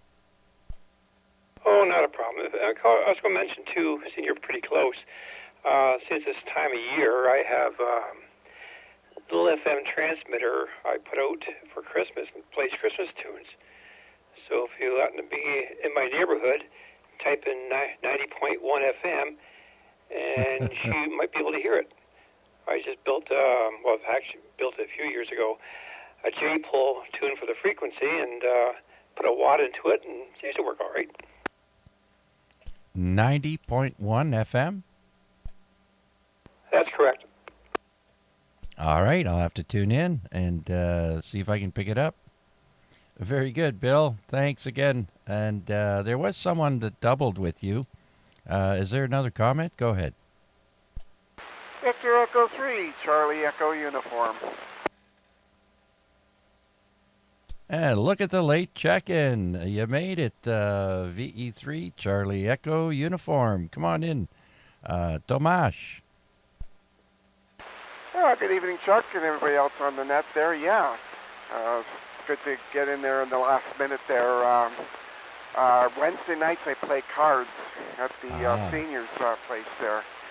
So I'm able to check in just before you finish on Wednesday nights, just to let you know there, Chuck. Oh, okay. So how's everything going? Oh, it's going. Time is just going by so fast. I'm not even ready for Christmas. I'm going to have to start shopping as soon as I get some money in. And other than that it's good. Just taking it easy. I don't go too far. And do my exercise, go for a walk. As you know, I've got mobility issues and back problems. So staying active is the key. The more you sit, the more trouble you're in. Yeah, you got that one right there, Chuck. Yeah, that's why I keep busy. I got card night, and then tomorrow night I go bowling. And yeah, I got a few things on the roll here. And you know, it's unfortunate, but I got to start getting on the radio a little more often for sure. And yeah, so anyways, glad I got to check in there the last minute. So yeah, everything's going good at this end. Yeah, we've already started a Christmas shopping a little bit, doing more online shopping this year than I usually do, and it's a lot more convenient for sure. So yeah, my son's got the tree up, so I can start putting presents under there little by little. So yeah, other than that, Chuck, I'll let you go, and thanks for doing it. And like I say, I'm always there at least the last 10 to 15 minutes before your net shuts down when I get home. So I'll say 73's there, Chuck, and everybody else, and you have yourself a good evening. VA3CJZ, VE3CEU. Okay, Tom. Well, thanks for thinking of us there and checking in. I do appreciate it. And what was I going to say now? So you play with the seniors, eh? What do you play for when you play cards? Yeah, it's a euchre tournament. They have it on Wednesday nights at the senior center there and in Burlington here. I know they have another one that goes on as well, and I think it's Sundays and Mondays or whatever. But I only just do it once a week. But yeah, it's a lot of fun. It gets me out of the house. Depends. No, that's for the casino, Mac. Yeah, it's the answer to all your seniors' jokes, right? What do old men wear? Boxers or brief? No, depends. Oh, thank God I'm not there yet. Hello, Mac. Good evening, Thomas. Oh, by the way, another chance to remind you, winter solstice activation. Nice, cozy place downtown in Hamilton at the McQuestion House, Whitehorn. Looking forward to seeing you there on the 21st of December.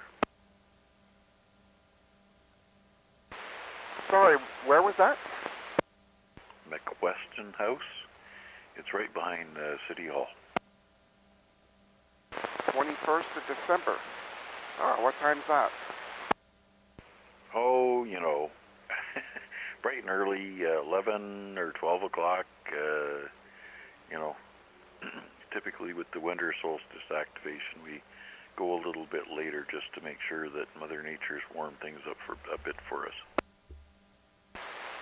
Yeah, have to see for sure to make sure. Hopefully the weather will be nice for that. But I will put a reminder on my phone for that for sure.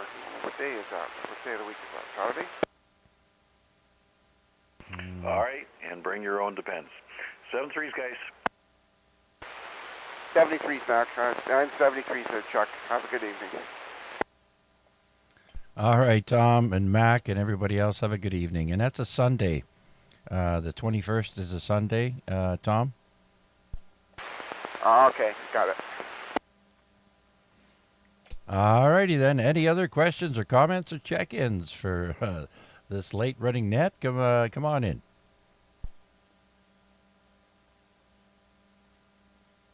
All right. 20? Oh, I'm sorry, what? Am I number 20?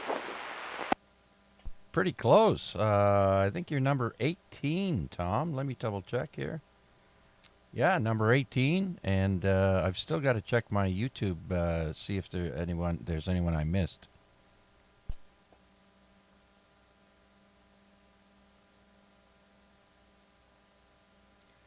All right, I have to take the trash out. I'm going to take a break, and then I'll be back at the shack there. Take care, guys. It was a blast. VA3 CJZ. So long.